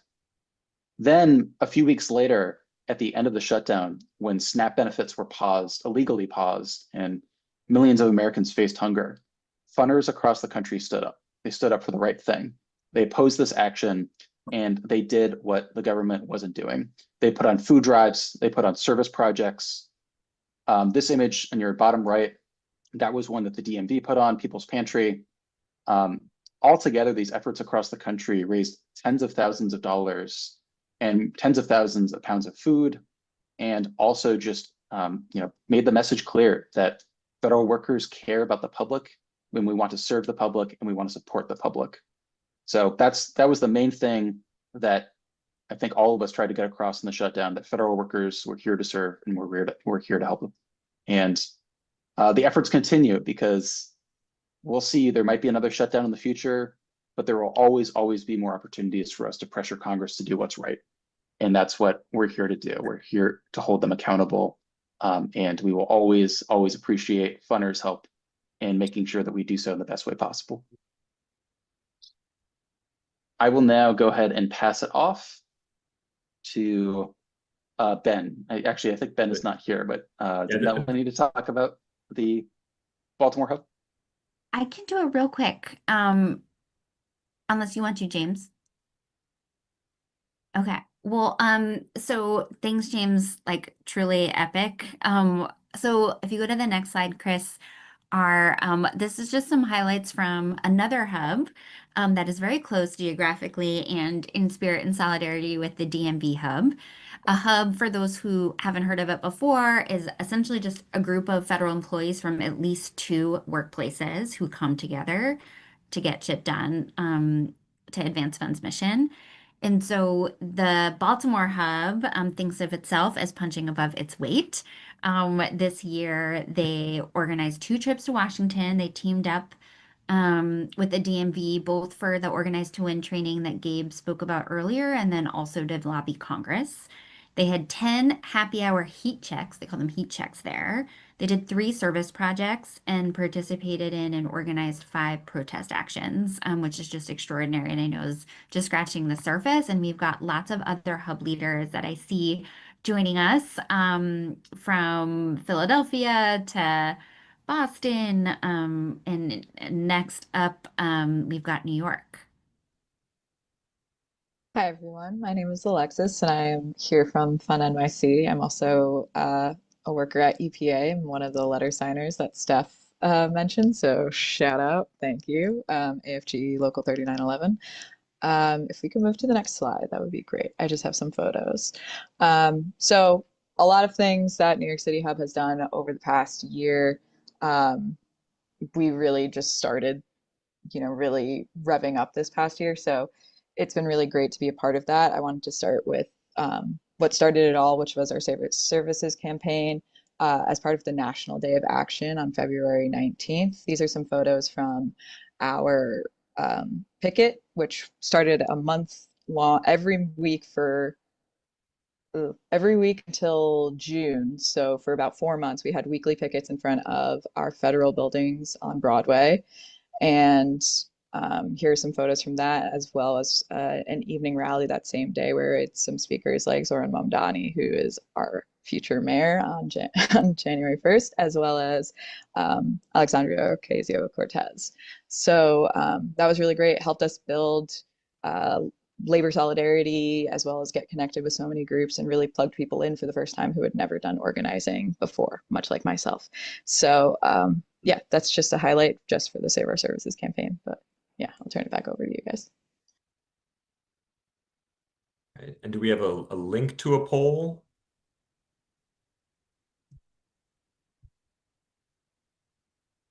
All Yeah, right. it's the same poll. So we'll keep pasting it in the chat, especially for those who might not yet have clicked on it. But yes, there's a poll It's in in the the chat. chat. Yes. All right. And I think with that, I can pass it to Sharon. Hi, everyone. So glad to be here. My name is Sharon Hartzell, and I'm an EPA worker, steward with NTEU Chapter 280, Fund Steering Committee member. And I've also been working with an incredible team to build and launch the Government for the People Policy and Practice Lab. So what is G4P? As we're fighting back against attacks from the Trump administration in real time, G4P is a parallel project that looks beyond the next 3 years and into the future of how we build a government that actually isn't just going back to the status quo, but works better for us as workers and as members of the same communities that our agencies serve. So here we aim to leverage the knowledge and power of rank and file federal workers, working in concert with communities that we serve and are a part of, to build and fight for a future vision of government that functions better for all of us. G4B is being developed with a common good bargaining and common good unionism as our guiding principle. We recognize that our organizing goes beyond the shop floor and must in order to build the coalitions broad enough to really tackle the threats that we're under, as well as just the overall authoritarian threat. So we recognize that we also, in developing an agenda for a better government, will require multiple instruments of intervention. That can include things like union contracts that incorporate community interests that we collectively design along with people who depend on our agencies for regulating the, toxins that do or don't go into their water, regulating housing issues, and all manner of things that touch people's daily lives.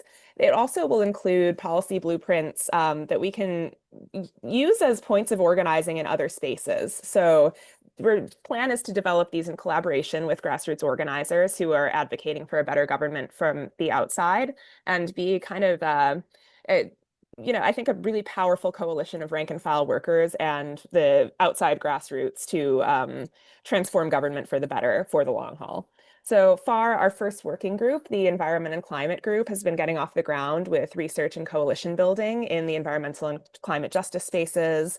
We have other working groups on government accessibility getting ready to launch and are exploring more topic areas in housing, public health, and foreign aid. And a big part of this is going to be working beyond the confines of different agencies to tackle things from a lot of different angles and find areas of fusion that maybe we haven't explored before. So it's a really great effort. We are still seeking people to be involved in volunteering with this, both as members of working groups as well as our ongoing and developing political education that can help to ground this work in bargaining for the common good approaches. Yeah, really happy to connect with anyone offline if you're interested in this sort of project and finding ways to. So before we continue, we've got about 10 minutes left. They're admitting to all these things. She clearly said for the common good. The only bargaining they should be doing is for working conditions and if they're whistleblowers. But I can tell you this, just so that you understand. We have them.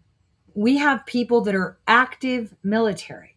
We have people with TSSCI clearance. How do you know, Tori? Because we have pictures of them with their CAC cards. We have to authorize their entry into these chat rooms, right?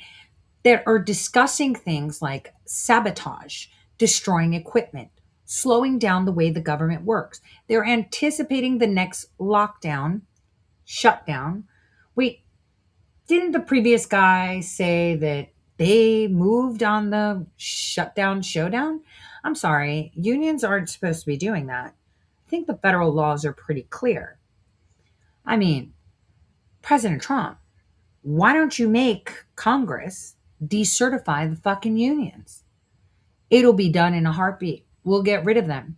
And for clarity, I have reached out to people that allegedly have big microphones, and they don't want to put this out because they're part of an operation. They have to stay within the confines of what they're given to report.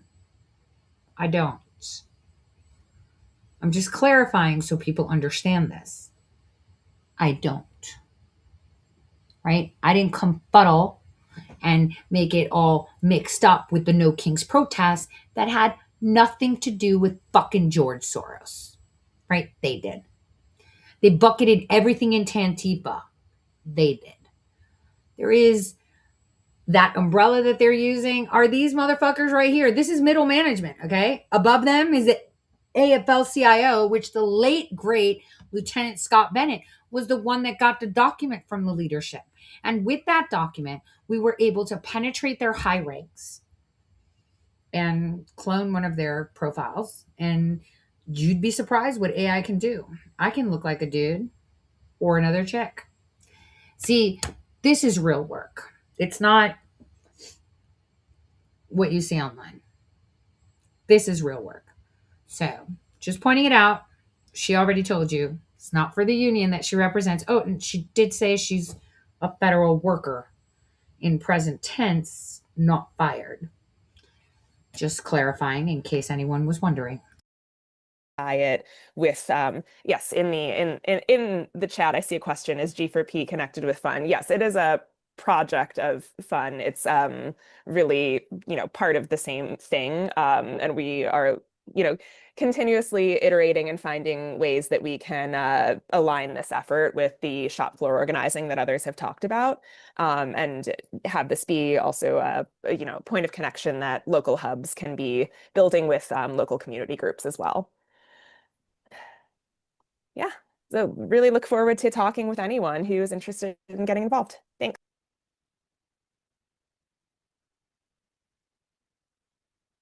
Thomas, any last words?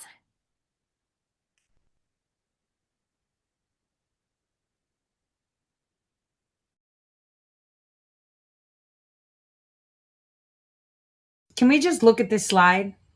Government for the People, G4P, a platform for federal workers to apply their expertise, overthrowing governments they don't like, shit like that, whatever, using pronouns, all that stuff, to building a more effective, equitable, democratic federal government that better serves the people. Bitches, it's not your job. You got a job. You're supposed to do it. It's not your job to be the mommy of the world in your vision of everyone can be whatever they want and identify. And we don't take orders from NATO, because I'm going to tell you something. You're going to see a CCP asset. I don't know. If you saw him before, he's going to pop up in your screen a little bit later, who's just flanking one of the union guys who's yap. They're totally admitting.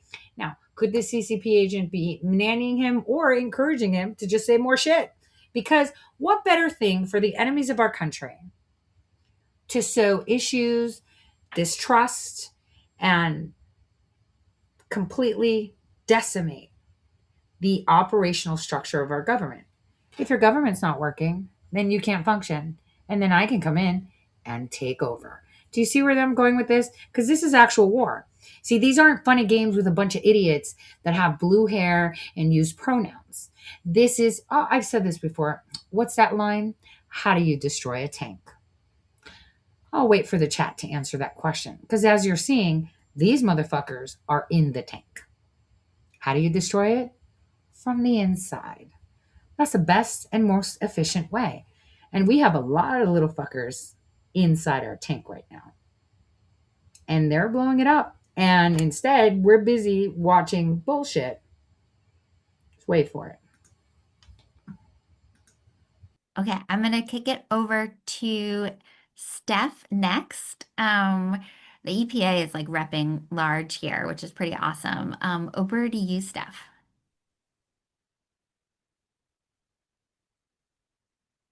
Thanks, Melanie. Hey everyone, I'm back. I just wanted to take a moment to kind of really express how thankful I am to Fun. Like, I never imagined there would be this place um, for us to connect with each other across all of our different departments and agencies and offices, across all of our unions and different locals within a union. That's really what makes us super powerful. And I know that this past year has felt like a decade, and we're building the plane as we are flying it. That's been constantly said in like every single meeting because it's true. So thank you, Melanie. Thank you, everybody, for putting this on. I think that as we're celebrating all of the accomplishments that we've achieved this past year, we also really need to do some deep reflection on like what's worked, what has supported workplace organizing, what could be better in the future, and what else is needed. This is an iterative process. We want it to be a transparent process where everybody in this network is working together and moving in a single direction to build a stronger sectoral labor movement. So with that being said, I just want to say that we will plan a meeting January 11th. I think that's the date where we will especially dedicate a meeting to get people's feedback, to get all of your feedback, to hear from all of you on what can be different, what has worked for you, what hasn't. And instead of coming to this meeting kind of as yourself and just representing what your thoughts and feedback are, I would really encourage that everybody go to their hub and have a series of conversations with people in your hub and then bring your hub to this meeting. What was the process of getting involved with Fun in the first place? What initially made this connection feel worthwhile? How, can you give an example of when the network was useful for organizing? Where did this organizing take place? Was it in your workplace? Was it outside of it? There's so many good reflection questions that I think that we will send out later. So, hey, Mike Benz and all of you other experts, I just gave you when the meeting is, and the link is in the chat, so you guys can go and do that. Okay. And I'll make sure to try to not kick you out whenever you guys penetrate those, because you all get made. You're not good at what you do, especially when you try to pick up where others left off. We need your cat cards to get in there, and we need your identification. But I digress. Let me continue. As we solidify the details of this meeting. But I just want to come on here and give everybody heads up that that's happening. So as we're like celebrating, we also will hold space for a deeper reflection. And the steering committee, many of us on here would love to hear from all of you and receive that feedback directly. So yeah, thank you. Back to you, Melanie. Thanks, Steph. We put in the chat a link to sign up for that meeting on January 11th. We're going to be organizing these all funner meetings the second Sunday of every month moving forward. Today was our first one, and so the next one is January 11th. And then, as Steph has shared, it's going to be really focused on just creating some space for folks to share input and feedback about how we're all doing and what more and what differently you need from us, and how you want to be contributing to the fund moving forward. So please do sign up to join us. We also put in the chat a link to sign up for the Government for the People Policy and Practice Lab that Sharon talked about. So please do take a look at that link. Before we wrap up, I'm super excited to introduce you all to some of the newest funners on staff. We have been able to bring some additional capacity to the fund, really oriented towards supporting all of you and the organizing that you are doing. And so I'm going to turn it to each of them to introduce themselves to you. Let's go first to Chris, who has been just doing a brilliant job of managing all this tech during the meeting tonight. Over to you, Chris. Thanks, Melanie. Hi, all. I'm Chris Robledo. I am the new communications manager at FUN, and I am just really honored to be a part of this movement with you all. Prior to this, I fought for public school educators at California Teachers Association. And prior to that, I was on the communications team at United Teachers of Los Angeles. So, really happy to be able to bring some of those skills over to FUN for our fights. So, thank you for having me. I'll kick it off to Oren. Hi, everyone. I'm Oren Kadosh. Just very privileged to be supporting fun organizing for the coming 6 months, helping funners create organizing infrastructure and tools they hope to develop, and with an emphasis in the Western region. I was most recently an organizer at the Labor Network for Sustainability for several years, and I'm just really grateful to be able to stand with federal workers, leading the charge to protect public services and defend the rights of workers everywhere to organize together in unions, to speak out and preserve democracy. And I'll pass the ball to Erica. Hi, everyone. I am Erica Jupiter, and I am coming on as one of the regional organizers for the fund. I'm based in New Orleans, Louisiana, and I have been a longtime community organizer working at the various intersections of social justice. My time in the labor movement, I worked with public and private sector service employees with SCIU, and I also worked with teachers and educators organizing with AFT. So I am super excited to get to work and to really build some strength in the South. We want to put the South on the map and really get some funners working and moving down here. So I am excited to learn from all of you and to work together. And this is going to be a fun ride. No pun intended. Love her. Love her.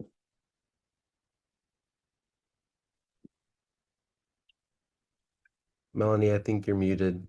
Nuts. Did you hear anything I said?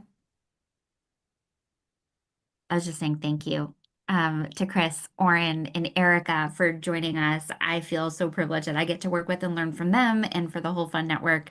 We are stronger together. We're going to wrap up by just showing you a few things cooking and with some reminders. So first off, rest, recover, recuperate, rejuvenate. We know December is like a pretty intense time, and want to just remind you that I want to just remind you that you're looking at these federal unions that are all meeting here. It's an all federal union network discussion. We're all the way on there. It says Ewok training series. Come on, DOJ. I just gave you like a carte blanche. Decertify every single one of them and fire the fuck out of them. There's the evidence right there. Evidence right there. And then you can pull their communications and see how they're working with the AFL-CIO. AFT, by the way, is the American Federation of Teachers. I showed you a video from like June a few weeks ago, right? Kadoosh is really weird. And then the previous guy, the Hispanic that was in California. Now, Kadoosh actually has training from the agency. We're talking about the intelligence agency. So I just wanted to throw it out there. Just wanted to say that. Oh, and he has a clearance. Or is that a secret? Shit. Let's continue. Wait, before we continue, it's almost like when I was saying that the mayor of New York was a CIA asset while he was campaigning and no one talked about it, but then Mike Ben said it after he was elected. So crazy. It's almost like you weren't supposed to know. So I just thought I'd throw that out there just for clarification, because I like to be salty like that. in order to fight, we've got to take care of ourselves. In order to take care of other people, we got to take care of ourselves. So do that, and do it for real. Gabe is taking care of a whole household who's sick. We've got multiple folks on this call who I know are sick and are losing their voice. So we need you healthy. So focus on that, please, pretty please. Next up, as Steph mentioned, this January 11th All Funner meeting. It's on a Sunday, same time. Sign up with the link.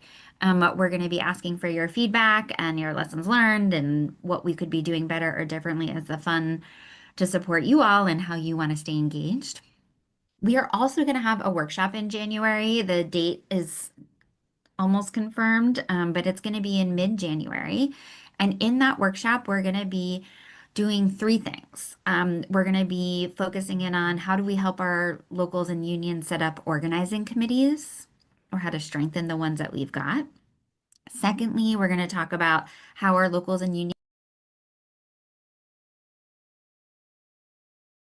I mean, I can't stress this enough to read the chat, but if you look at the chat under my face, it says, we might have to do a sleep in at the VA secretary's office, dropping 35,000 job cuts on us over the holidays. See, this is where you get your news. I know most of this shit because they talk about it. It's insider information, shit you're not supposed to know. So obviously journalists know about it too. Well, real journalists. But I just wanted to point that out. That's why I kept telling you, look at the chats and what they're saying. Just pay attention. Can set up or strengthen legislative committees. And last but not least, how our union, locals, and chapters can set up mutual aid committees. The reason why this is so important is because we could be facing another shutdown at the end of January because most of the government's funding ends out and runs out then. And we need to steel ourselves for what could come. And getting these committees organized is going to enable us to put more of our members into action with one another and build our power to influence what happens not just within our workplace, but across our departments and agencies. So stay tuned for the sign up for that.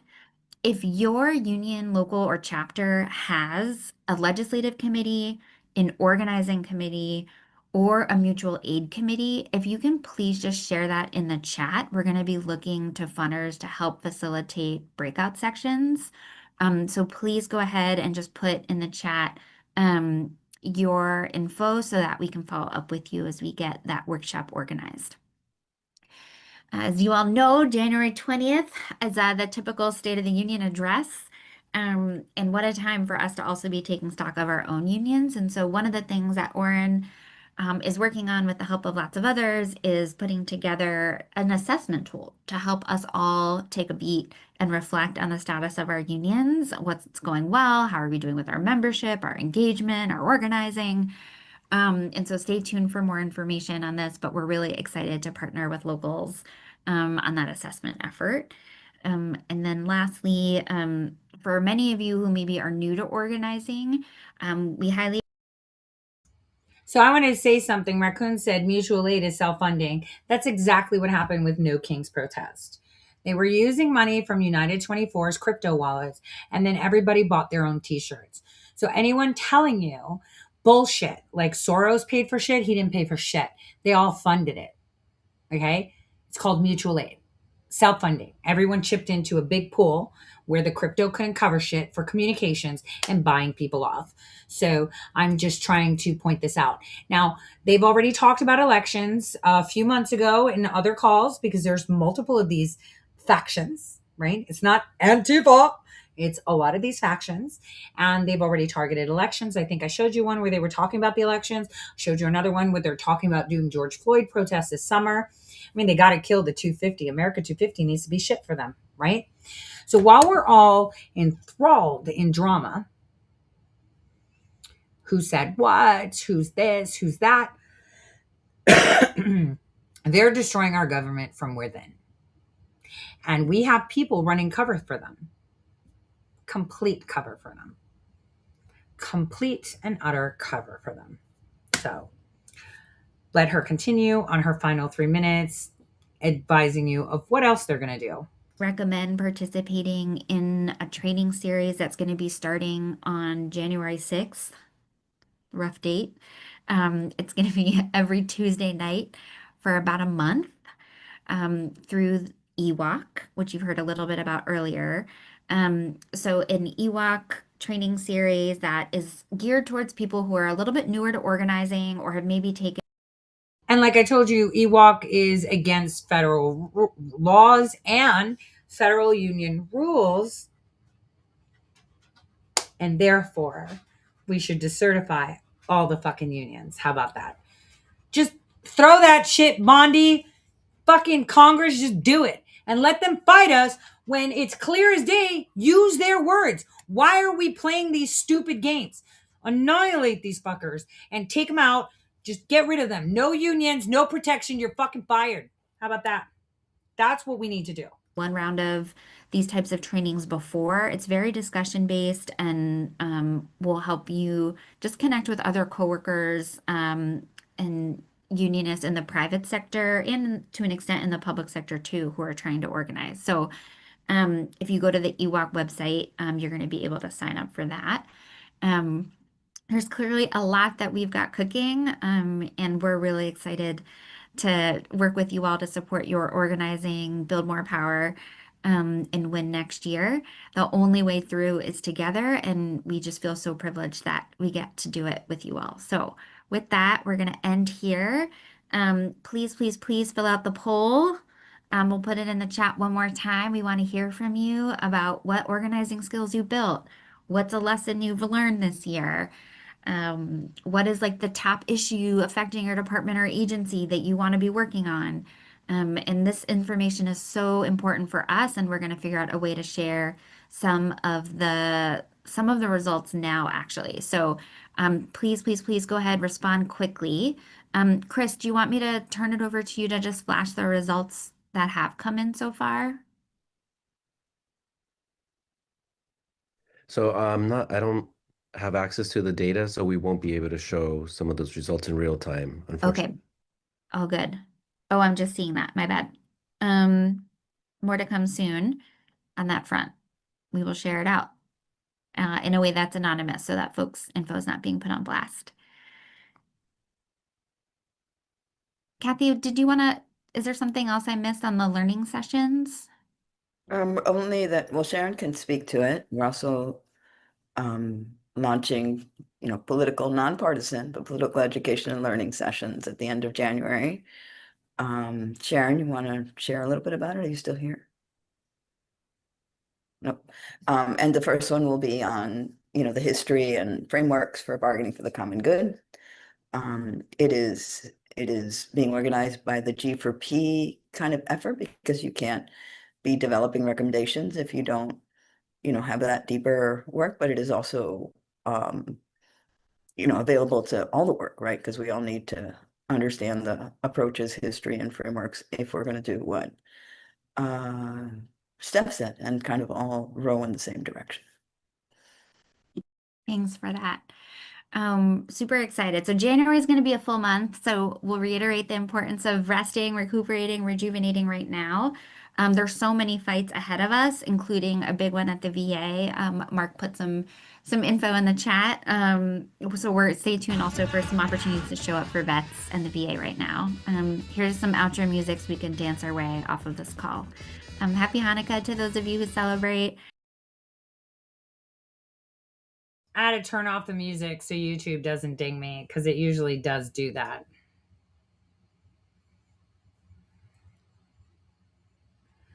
So that's it, folks. That's it. This is what we got.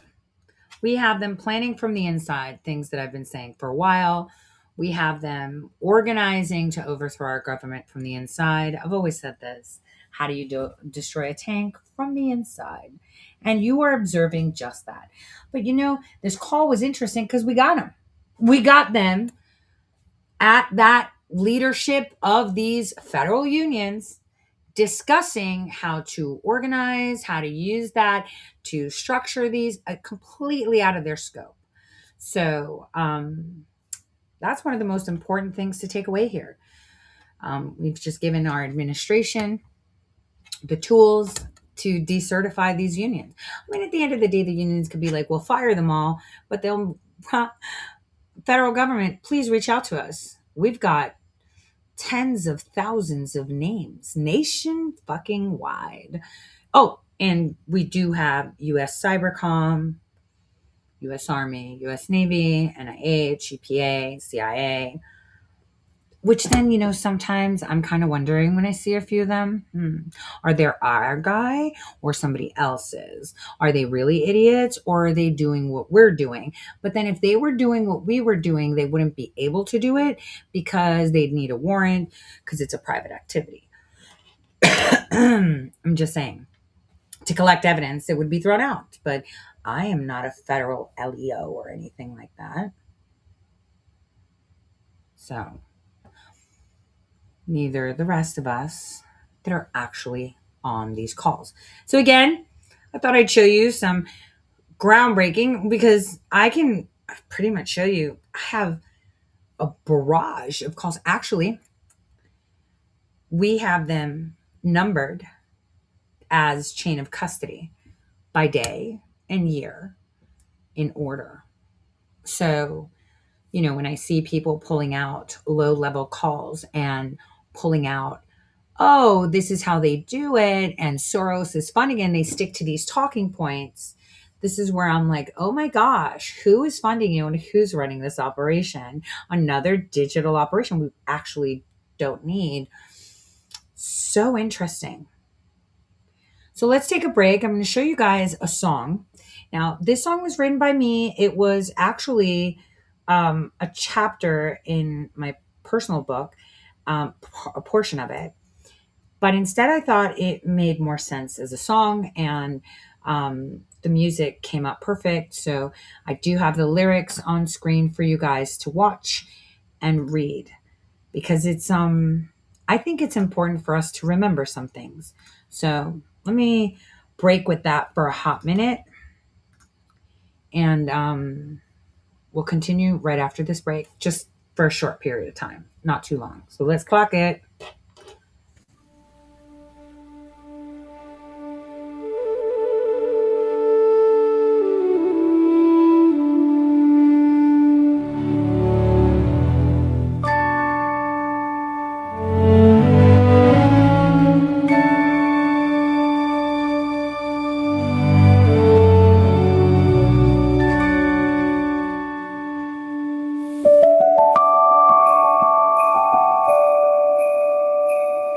I was born in the fire where the banners fell. Heaven went quiet, I learned earth too well. I wore the weight of a borrowed crown, forgot who I was when I hit the ground. They told me power was something to fear, so I bent my knees and disappeared. But every scar was a scripture in skin. Every loss just taught me how to begin. I walk through the dark with his name on my breath, loved by the light, even dancing with death. I was never abandoned, only asleep. He let me fall, so I'd learn how to lead. I hear the thunder when I finally stand. This is not rage, this is his command. If you're still breathing, you're not done yet. Rise up, beloved, this is redemption. I was forced to remember, not beg or hide. I was sent to awaken what's buried inside. If your heart is still beating, he's calling you through. What he did for me, he will do for you. I tried to be small, tried to disappear, tried to be quiet so no one would hear. But love doesn't whisper when souls are at stake, and grace doesn't ask if the world's awake. I saw the chains dressed up as crowns, watched truth get buried upside down. But every lie cracks under holy fire, and fear can't stand where faith climbs higher. I was loved before I ever was strong, held through every moment I thought I was wrong. He didn't save me to sit and pray, he lit my spine and said, lead the way. I hear the thunder when I finally stand.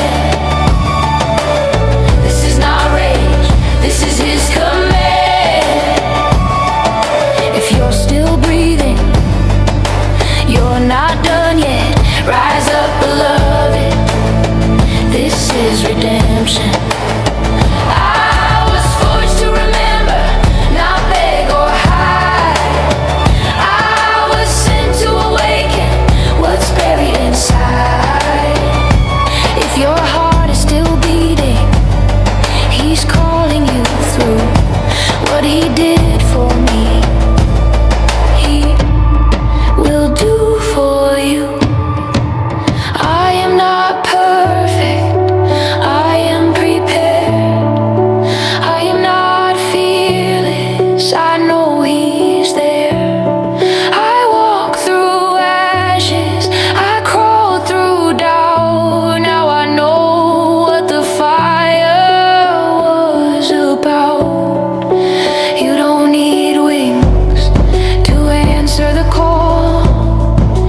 You don't need halos to give your all. If love still moves you, you're already chosen. The grave is empty, the door is open. Get up! You were never forgotten. Get up! You were never disqualified. Get up! If he woke me, he can wake you.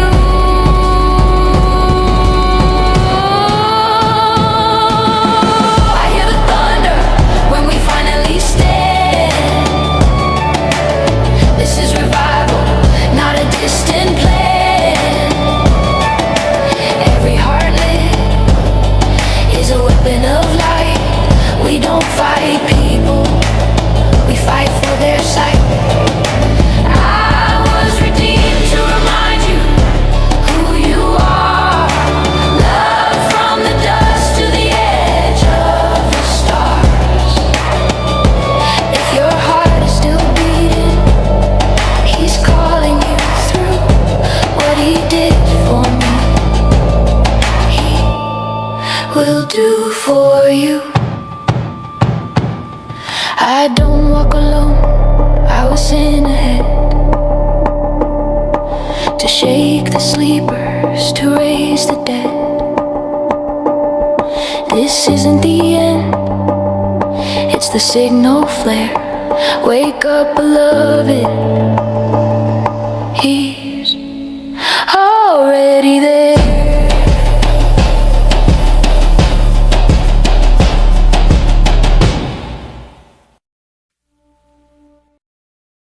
I hope you guys enjoyed that. AI went crazy with the lyrics. Like the video was all AI.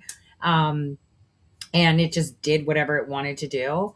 Kind of really took it to a level that I was like, wow, okay. So left it there. Those were actually words that I had put in a chapter that I cut out and kind of toward the end on the realization when my life went tits up and I had absolutely no one. In fact, while I was down, I had people like hawks picking at me. To the point where I was walking around 2020 and 2021 with upper GI and prolapse and stage 3 liver failure and was so busy working for my country that I didn't even see it.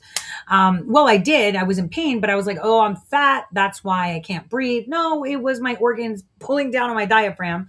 But, you know, God has helped me a lot and taught me to love. And, you know, speaking of forgiveness, right? Something I'm not going to forgive is the fact that no one's talking about the NDAA, and I'll tell you why. And we'll do a show about this the day after tomorrow in detail, but I just want to bring it up to you so you can start pounding those fucking phones to your Congress and Senate. Well, no, actually to your president, because they already passed it. Write the shit out to your president, right? Because he tried to protect us. And again, we have a bill that has shit snuck in.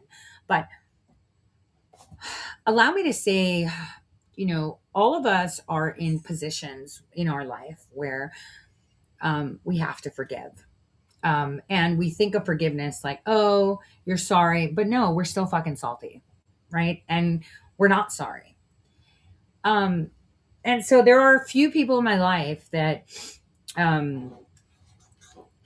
I thought I forgave, but didn't. And I realized I did because I felt, holy crap, because they did XYZ, look at where they are now. So I have to let it go. And, it's almost like, when the Attorney General of North Dakota was coming after me because, before anyone talked about Venezuela and China, I was all over that shit. Okay. Because I actually know what the threats are to my country. I was not, a producer. I was not a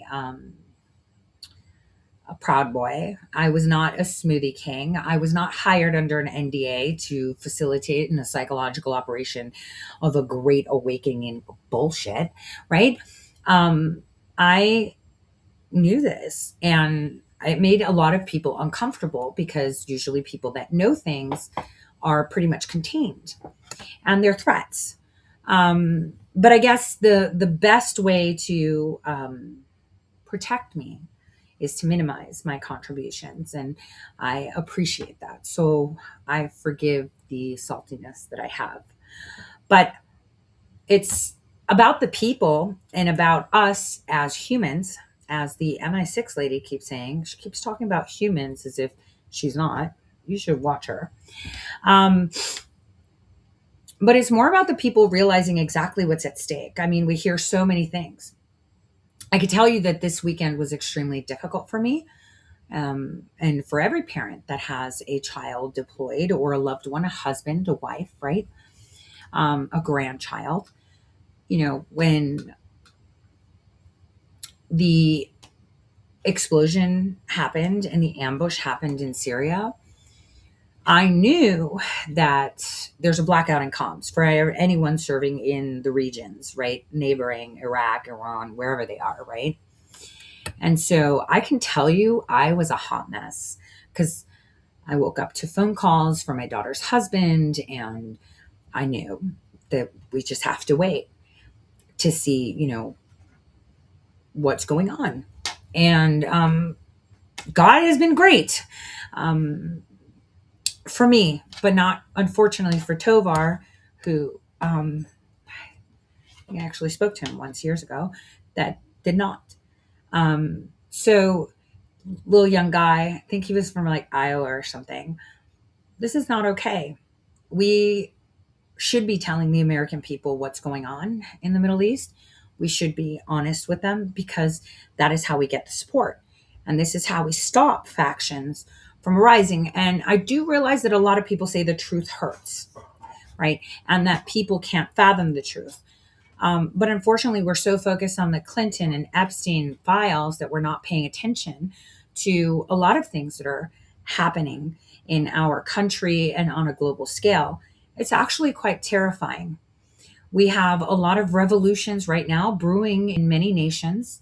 I said this years ago that the EU should have been dissolved a long time ago. It stripped nations of identities and purpose. I can tell you what is coming. These subversives that are actually being trained by Harvard professors. So weird.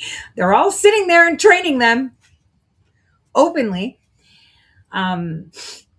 They're all under the impression that USAID still exists in these NGOs. And through a casual conversation, it was like, hey, they changed the agency name, didn't they? Well, they did. But President Trump shut it down.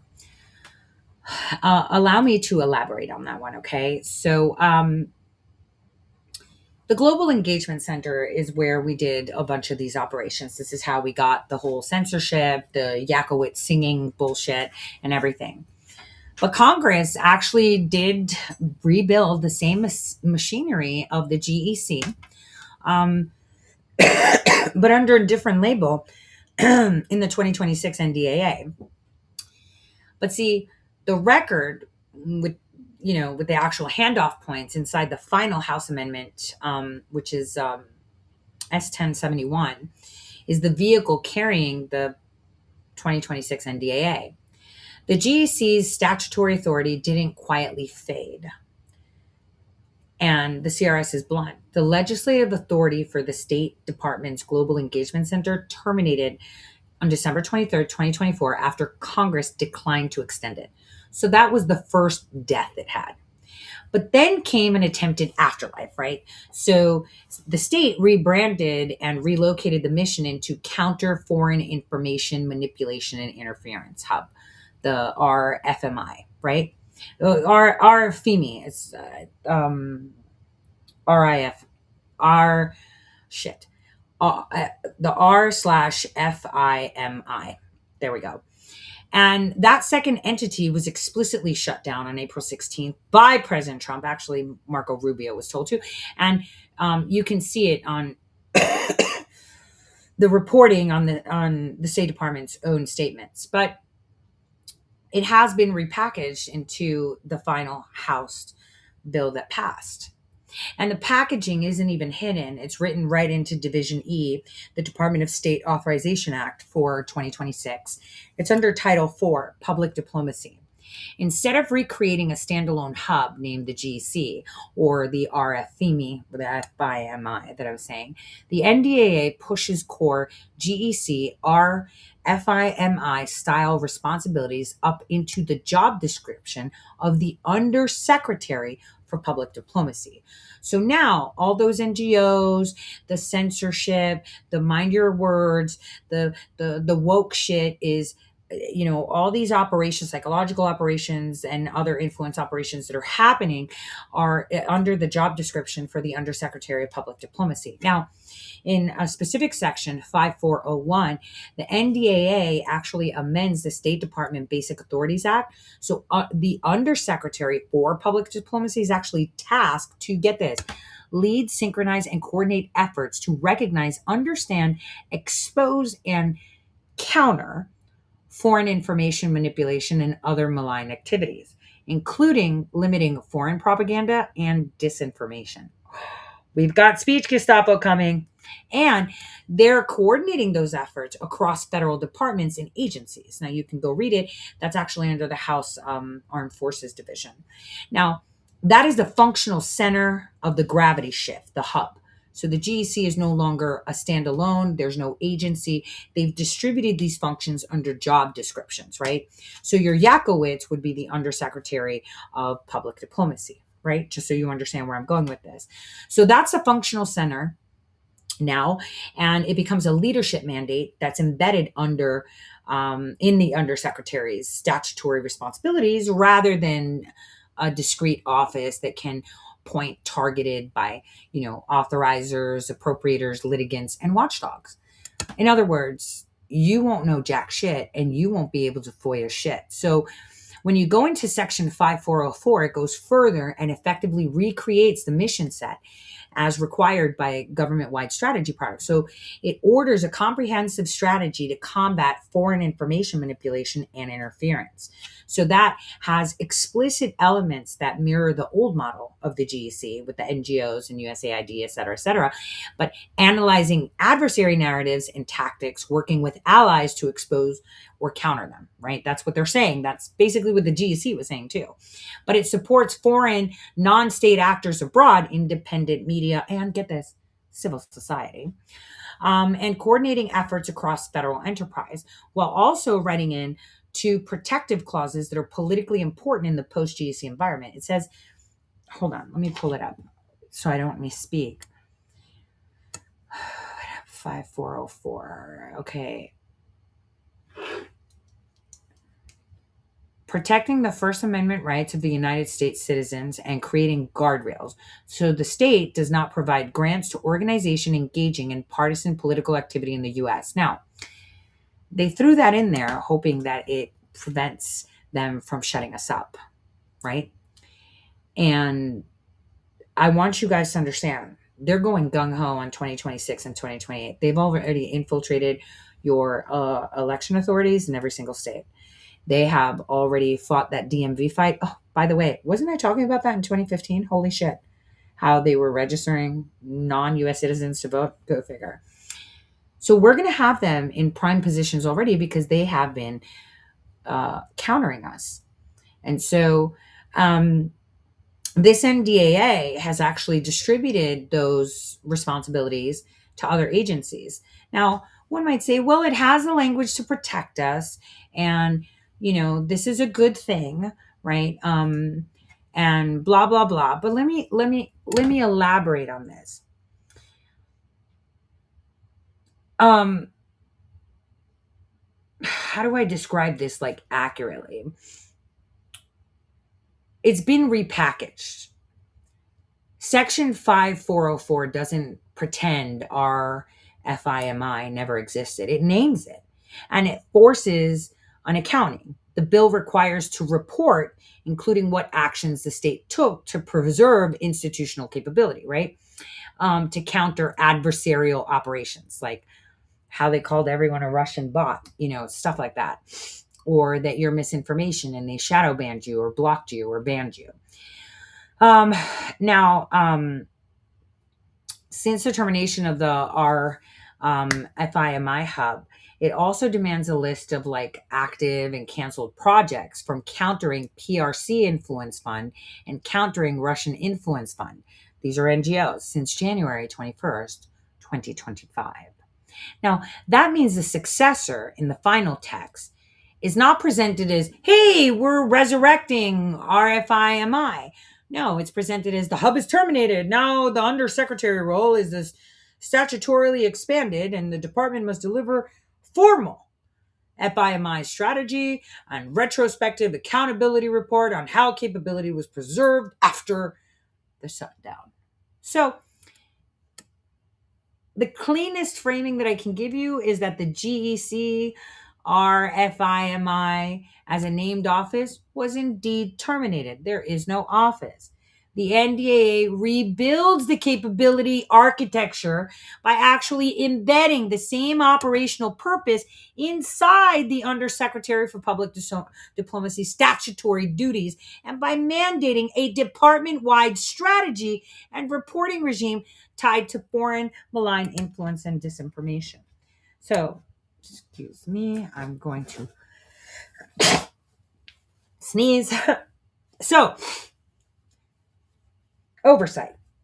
This is where I have a problem. We have to define what oversight means, because this actually reroutes the oversight rather than eliminating it. The NDAA language itself points to where Congress wants formal or oversight to land. Section 5404 defines the appropriate congressional committee. As the House of Foreign Affairs and Appropriations. You mean the one that we had Ilhan Omar, who I told you came into this country as an adult, who I actually found federal records in 2018 that she had federal school loans as married to her brother. But now it's news, of course, right? That had all of these people on that committee, and the Senate of Foreign Relations and Appropriation, where we had people like Hovind and whatnot. Well, that's the official funnel strategy for reporting. But here's where the tension lies.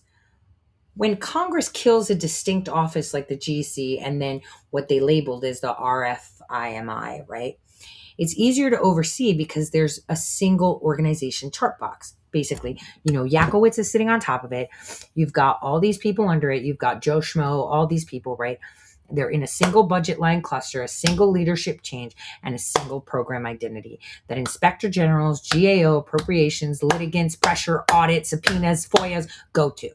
When Congress pushes the mission up and across a broader bureau and into a senior official's general authorities to lead, synchronize, and coordinate, well, the work diffuses into many subawards, interagency working groups, and program vehicles that don't wear the old brand.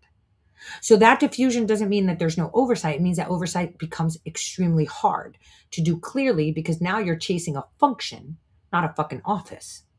So you can see Congress anticipating this problem in the way it wrote the section.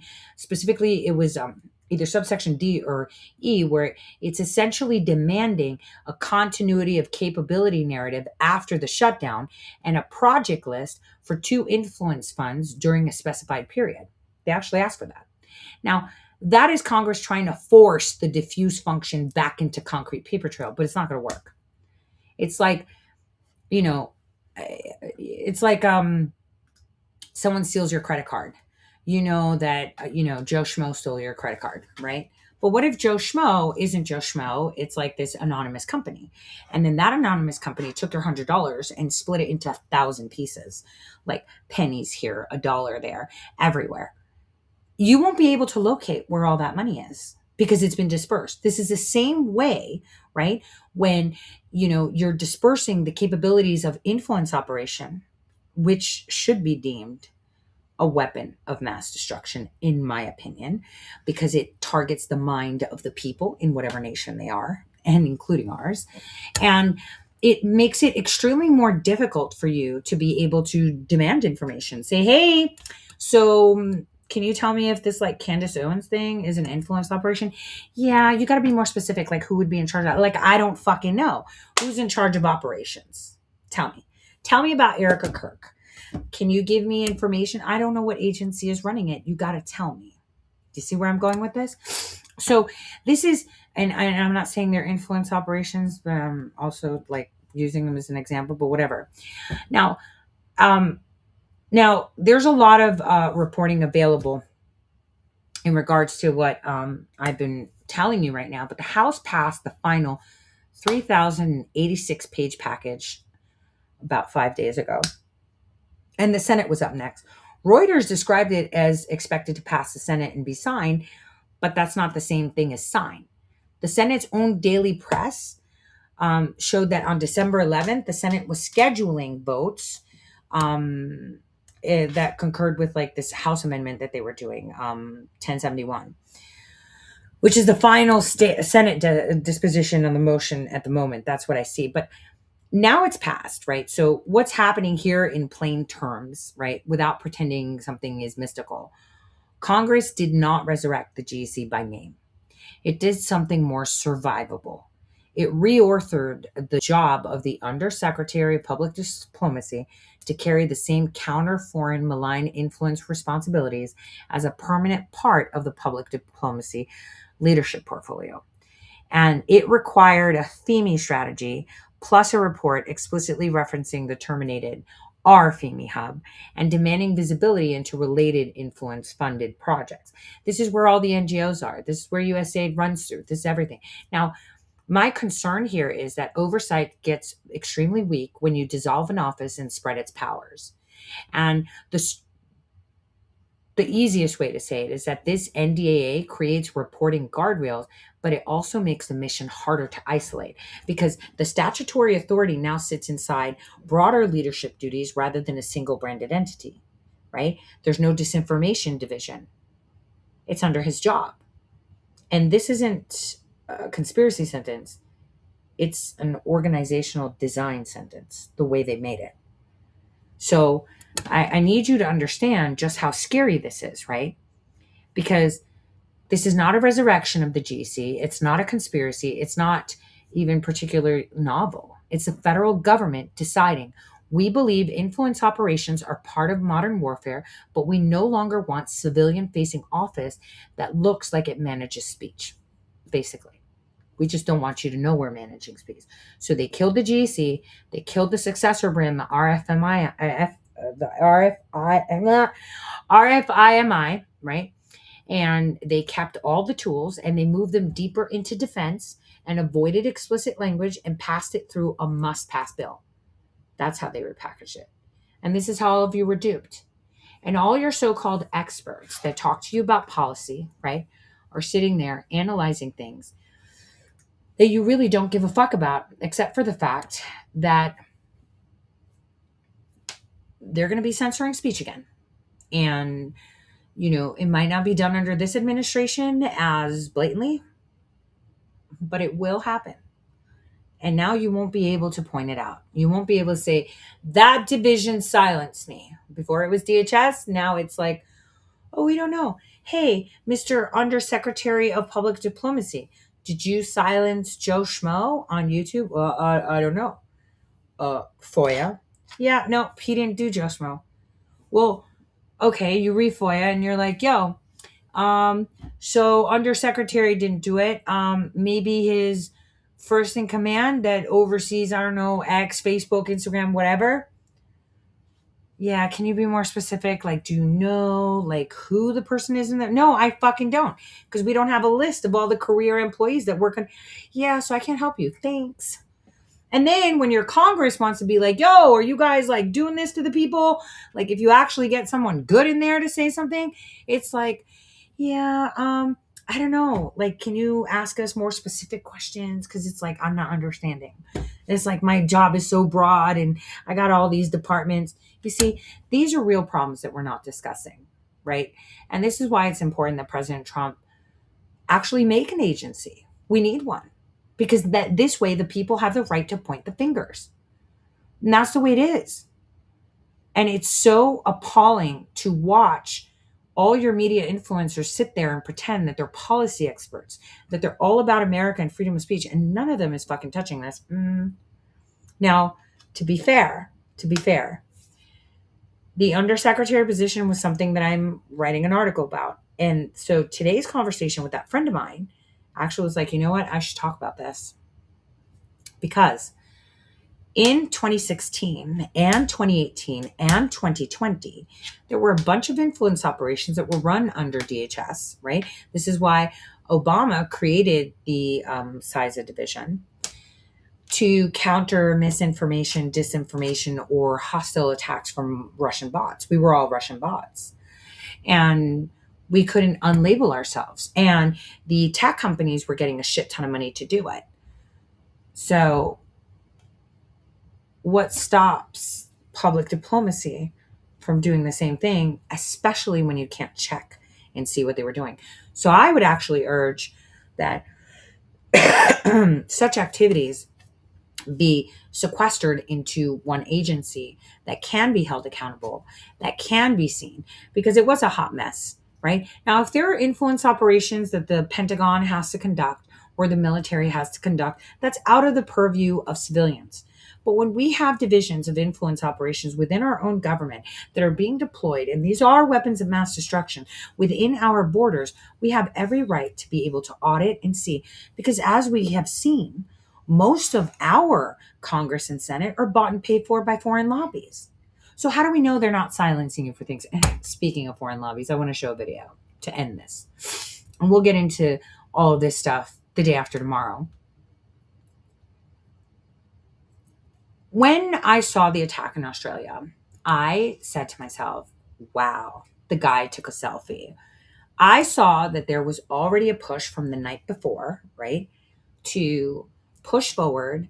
What was it? The whole anti-Semitic rhetoric. We need laws so people can't talk about Jews.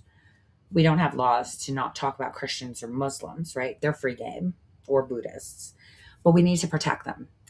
You know, like we protected them in World War I by creating World War II. And people forget that Hitler's job was to actually bring all those Jews to the location that the British brought them to in World War I, which forced all the Arabian nations to get borders. Now, do I hate Jews? Fuck no. They have every right to have whatever religion they want and everything. But here's the thing. They're conflating religion with a state that some people consider legitimate, others do not. Now, when I see the rhetoric flying within the United States and then in the United Kingdom with another rhetoric of anti-Semitism, and then I see a shootout, you know, all this Hanukkah, and then we saw in our country, oh, this agency didn't let people have a Hanukkah celebration. Like, you could see the writing on the wall. So let me show you this video that I saw from who was it? From Just Call Me Spicy, right? She did a great job, and she's been censored because of, I don't know, because it's graphic, I guess, or something. Because the guy took a picture, but wait till you see how he took the picture. That's what's important. Because I obviously have been preoccupied with my mom being here, so it's been extremely hard and difficult. But I want you guys to see this for a second. Let me put it up. Let me make it a little bit bigger if I can, because it's in portrait mode. You guys need to see this. This is good. Here we go. Okay, I'm going to say it. I don't know if anybody else has said it, but I'm going to say it because this is really bizarre. The attack yesterday in Australia, you know what I'm saying? Have you seen this picture? This picture right here, right? During the attack in Australia. Well, then I saw this. He's wearing the same t-shirt and someone is putting makeup on him. There's fake blood and cameramen all around him. And I mean, I'm not saying for sure, but that looks awfully suspicious to me. As if, I don't know, the whole thing could have been staged or something. Because it's not like things haven't been staged before many, many times. You know, when we see the Craigslist postings for actors for these types of things, where they plan in advance and they make it look like something happened when it really didn't. And I'm not saying that these things don't happen, because they do. But in this case, it makes me wonder if this wasn't real. If they wanted it to look real for some reason, maybe to push a certain agenda, maybe. Because right after it happened, we had everybody coming out saying, you know, that the 2A thing needed to get locked in again. You know what I'm saying? Another push for taking our 2As away from us. And considering, you know, the guys that did it, the dad and son, this video real quick.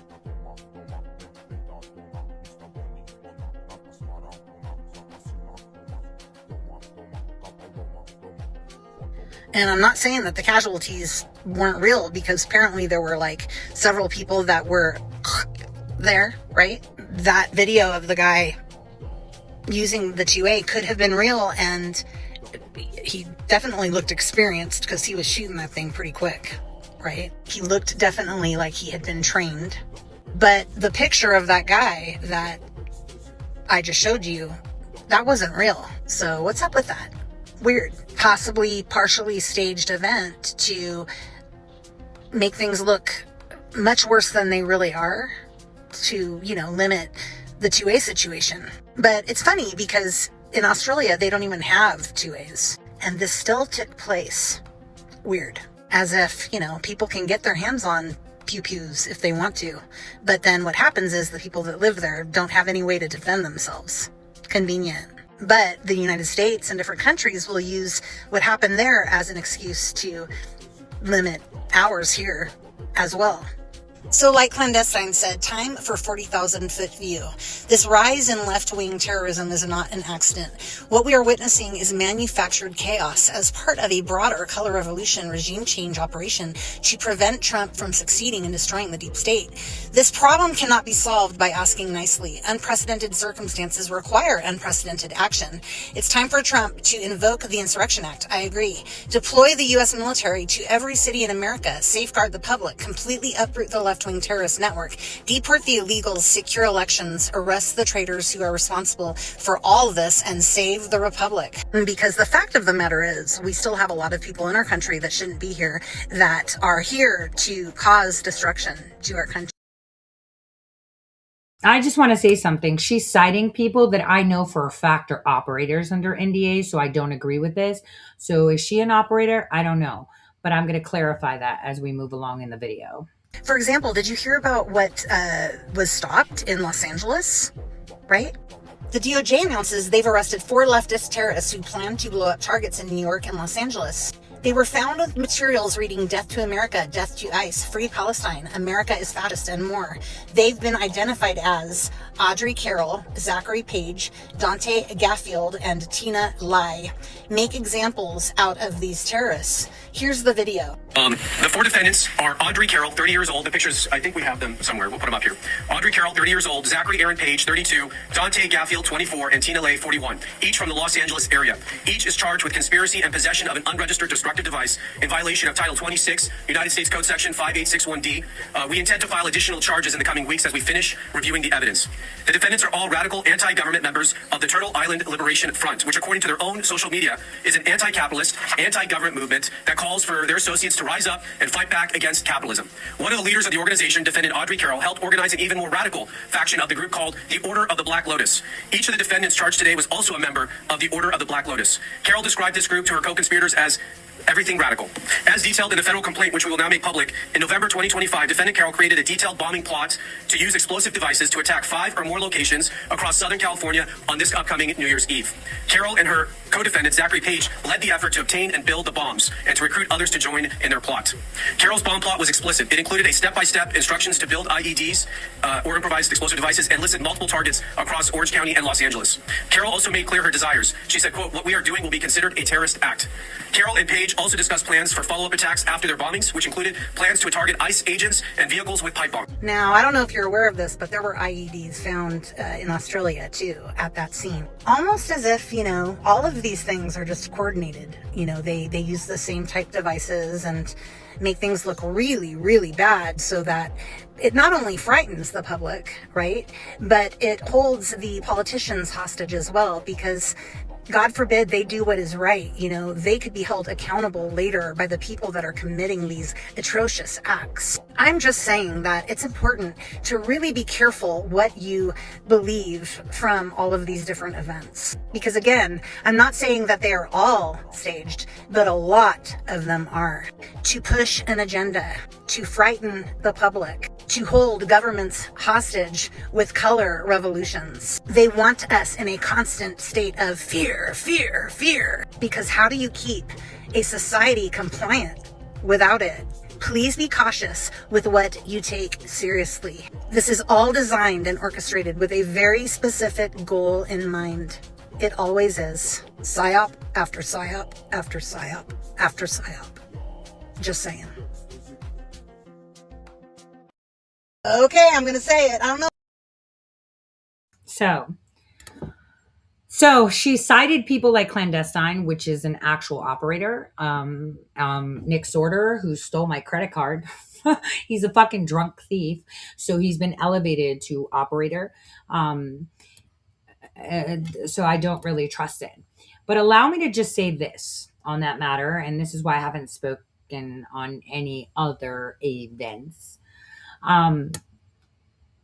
It's important for us to understand something about these types of things, the grim truth about modern power, and that very few people are willing to say in a very plain fashion. Violence doesn't only terrorize bodies, it reorganizes meaning. In the age of information, obviously ignorance is a choice, but the most consequential fact of a mass casualty event is often not the immediate tragedy itself, but the narrative shockwave that actually follows. The attention collapses inward, right? And fear simplifies thinking. Moral panic becomes a solvent that dissolves complexity. And into that vacuum, new meanings are poured, right? This is where the concept that I've discussed many times before of manufactured consent becomes relevant, not as a conspiracy, but as an actual structural reality of mass media systems. So when populations are emotionally overwhelmed, they don't deliberate, they defer. They look for authority, for framing, for explanation. The question becomes not what happened, but what does it mean? And what should we do? Those questions are answered quickly, repetitively, and often without any room for you to dissent. And just so you know, historically, social and political movements rely on moral clarity, momentum, and legibility. And they actually require the public to hold multiple truths at once: injustice, casualty, responsibility, reform, blah, blah, blah. In a mass casualty event, regardless of origin, destroys that cognitive space. The discourse shifts instantly from systemic critique to emotional triage. And then the movement is no longer discussed on its own terms. It's referred through a lens of fear, security, and suspicion. Okay? So, you know, a movement may have been gaining visibility, sympathy, or leverage, like to pass laws to protect one class of people in the whole world. And after a catastrophic event, however, the same movement may be implicitly associated with the instability, even if no factual connection exists, language changes subtly. There's heated rhetoric, radicalization, dangerous polarization, and the public is now told that it's not the time to protest, not the time for disruption, not the time for structural demands. Stability comes with moral priority. And order replaces justice and organizing value. So it's quite, you know, when you see the same guy in the same t-shirt getting makeup, you know, you have to understand that if this crisis is revealed to be staged, what would that do for the agenda it was meant to advance, right? And at the level of power dynamics, it would be catastrophic for the agenda. Far more damaging than the failure of the agenda itself. So, for example, some people are saying, oh, it's to push anti-Semitic laws, which is exactly what, Australia said that they would do. Even though they're trying people under hate crimes and all this stuff, they were like, we need a more centered thing. So if the goal of this event was to create these laws, and then suddenly it's discovered that it was a bullshit fucking event, then, that law is not going to pass. But on the other hand, they'll silence you and tell you how dare you. It's almost like the Pulse nightclub. I mean, I haven't seen any graves, did you? And there's a few people that died and didn't have funerals. I'm just saying. So the agenda depends on credibility and not fear alone. So manufactured consent only works when the public believes the moral premise of the response. Fear accelerates compliance, but the legitimacy sustains it. So if people discover that the event was staged, meaning deliberately simulated or fabricated to provoke an emotional response, the entire moral foundation collapses and the agenda stops being necessary and becomes fraudulent, right? And at that point, it's no longer security, safety, order, and reform. It becomes betrayal. And betrayal mobilizes people far more intensely than injustice. So, that discovery actually flips the narrative polarity instantly. The original goal of the stage crisis, hypothetically, would be to justify control, suppress opposition, accelerate a policy, discredit movements, collapse the debate, protect whatever. But then once the staging is exposed, every one of those outcomes reverses the direction. And then authority becomes suspect. Emergency powers become evidence of malice. Oppositions become vindicated. Silence becomes complicity. Compliance becomes shame. And instead of discrediting a movement, the exposure validates its warnings. And then we have that will actually cause a collapse of trust that spreads way past their original agenda. And this is the part all institutions fear the most.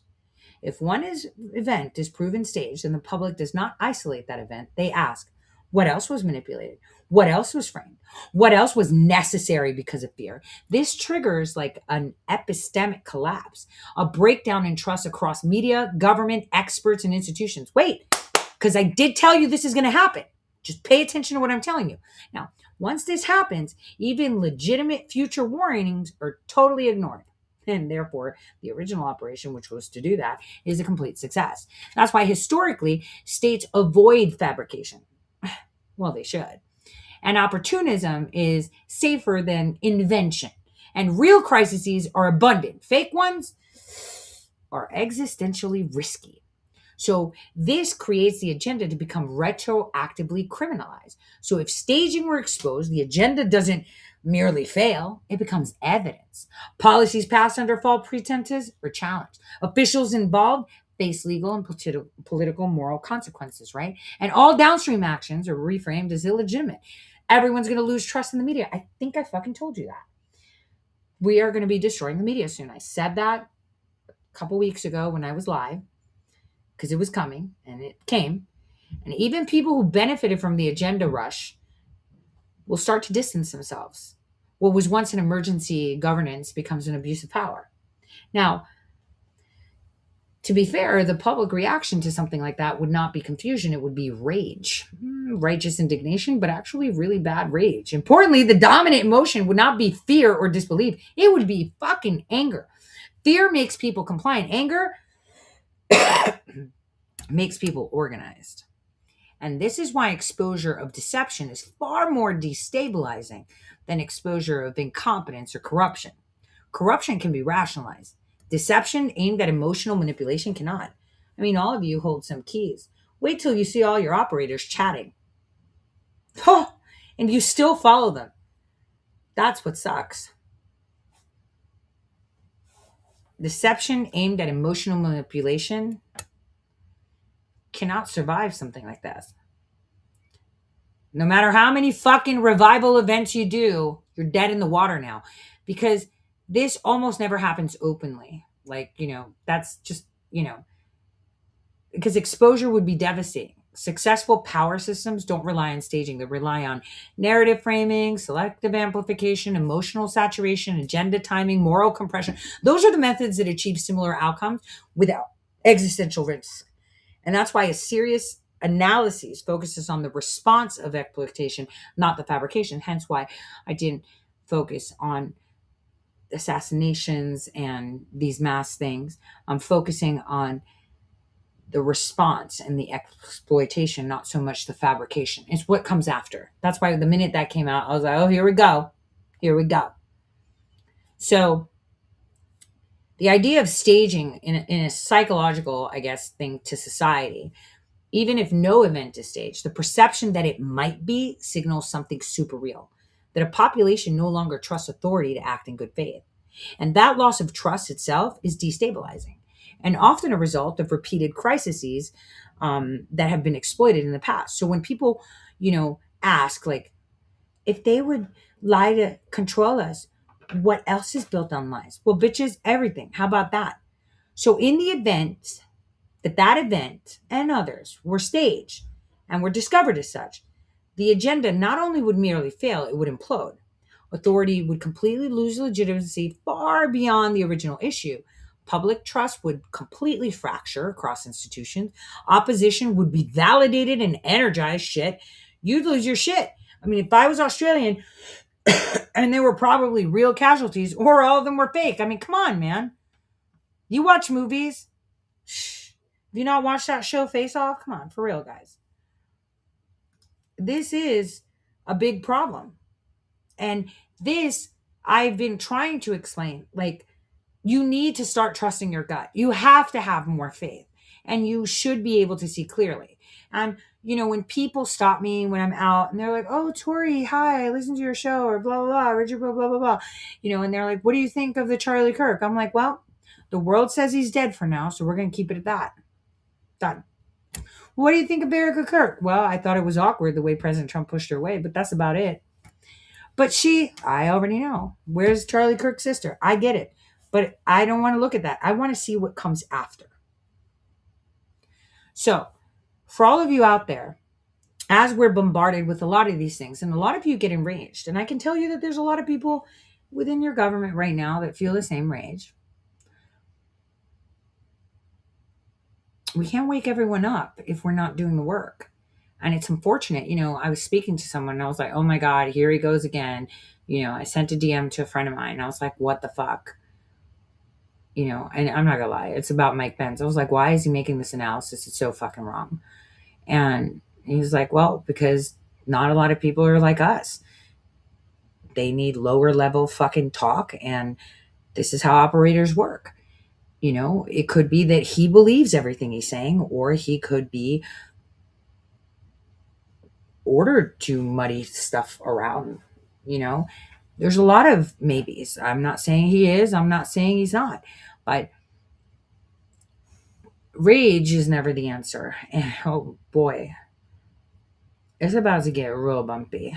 And the media is going to lose all credibility by Christmas. I think like next week is going to be pretty insane. So taking that, I don't want to say more on that for now. I have a lot on my mind, right? 17 years I hadn't seen my mom, and I see her in a really bad state. And it's hard to see her like that.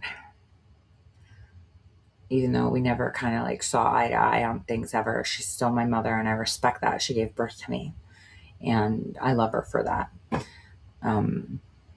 So it's been pretty rough,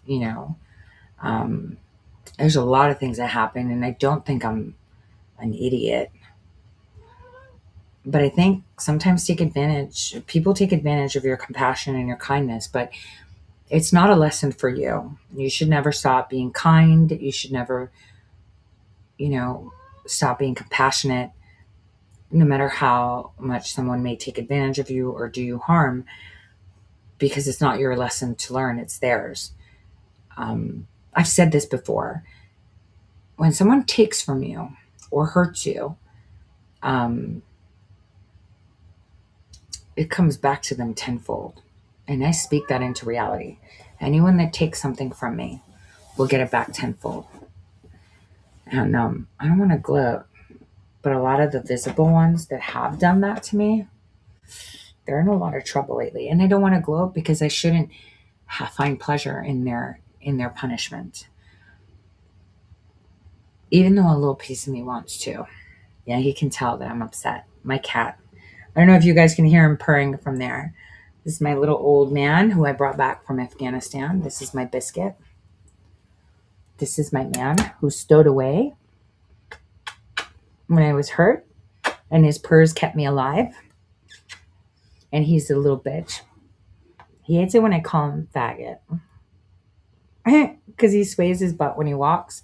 And I told him if he eats dog food or things that he doesn't need to again, he's going to be the first transsexual cat at 18. Because I'm going to have to take his little wee-wee off. So he doesn't get stir bites. Yeah, you can hear him purring. He's a loud purr. That's what kept me alive. His purrs. Look at that. Look at that. He's so old. He's almost 20. So he's the king of the house. He's the king of the house, and he loves condensed milk too. So I want to have a chat with you guys, but I have to go. I really wanted to show you that because I think we need to start moving really hard on gutting our federal employees and civil servants that are not serving us, but serving other interests. NATO, go pound sand. The crown needs to go pound sand, and these private corporations need your honey trip and your taking advantage time of the American people is now gone. Because daddy's back. And I pray for all of you to have discernment. I watch a lot of you, like even that the spicy girl. She tagged Nick Sorter. Like, why? And that clandestine guy. Why? Even other operators that I know are operators, part of this awakening operation, called that guy out. Why would you tag him? But she's just a person or an operator. I think she's just a person. She's funny. I've seen her dance on a table and it's fun. So I watch her content. But, we have to be careful who we credit with things. And it's really important. So it's almost Christmas. I'm thinking like tomorrow, maybe I can do a TikTok Medicube advent calendar thing on TikTok so you guys can see it. I'm actually really excited because it got me a lot of shit that I get anyway. So thank you for the advent calendar. I haven't been able to send out cards this year. I've had a lot of obligations for family stuff that I don't want to get into, and things that have happened that only like 4 people know. 4. So if you guys can keep my daughter in your prayers, I'd appreciate it. I do not want to have another weekend like last week. Keep all our soldiers in prayers. And fuck, I thought Uranium 1 was over, right? Anyway, peace out, everyone.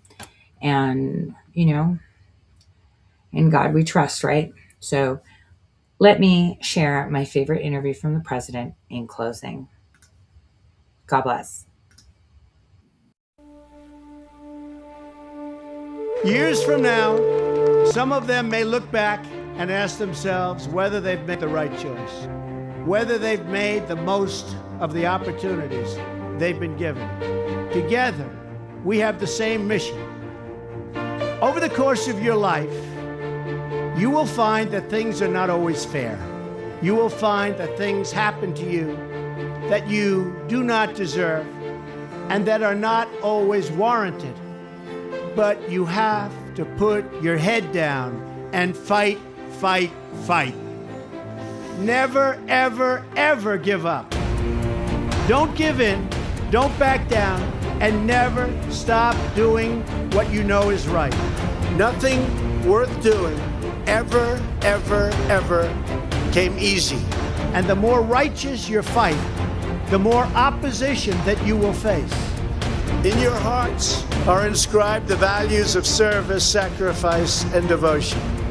Now you must go forth into the world and turn your hopes and dreams into action.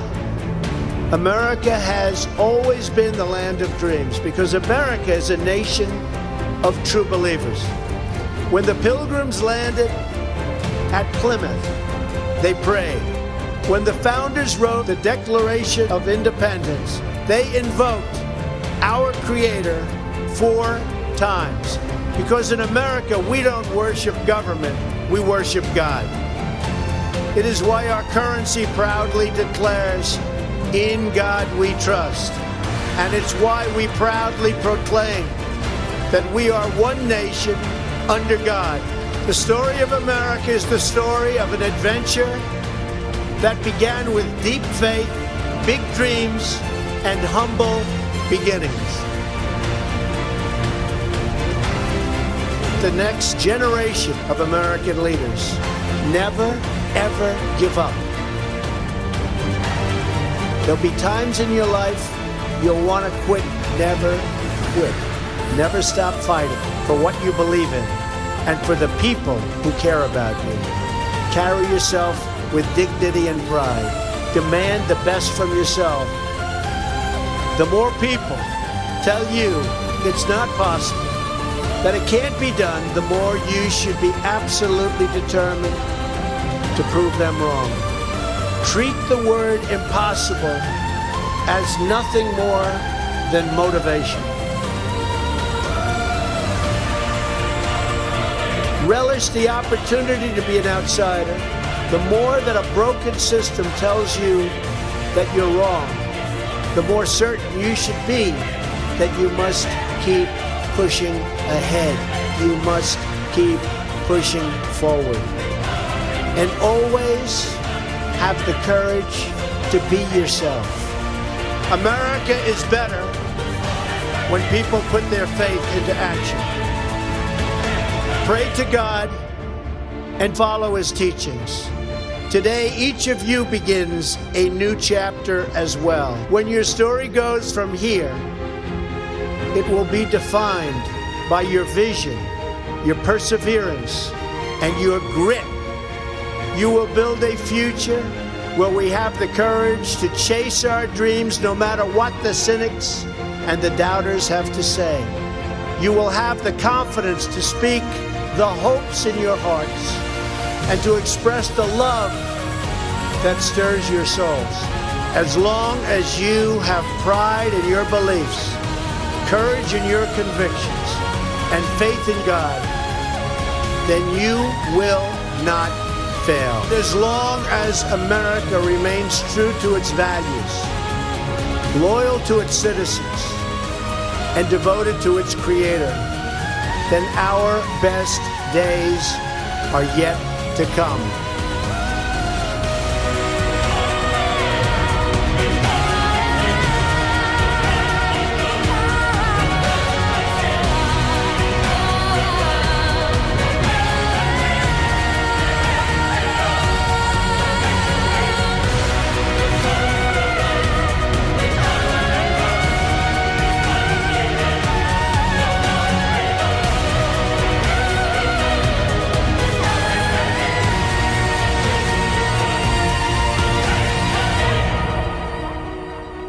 May God bless the class of 2017. May God bless the United States of America. And I just want to let you know that God blesses you. And I want to just say, you are special in every way. God bless you, and God bless America. Thank you very much. Thank you.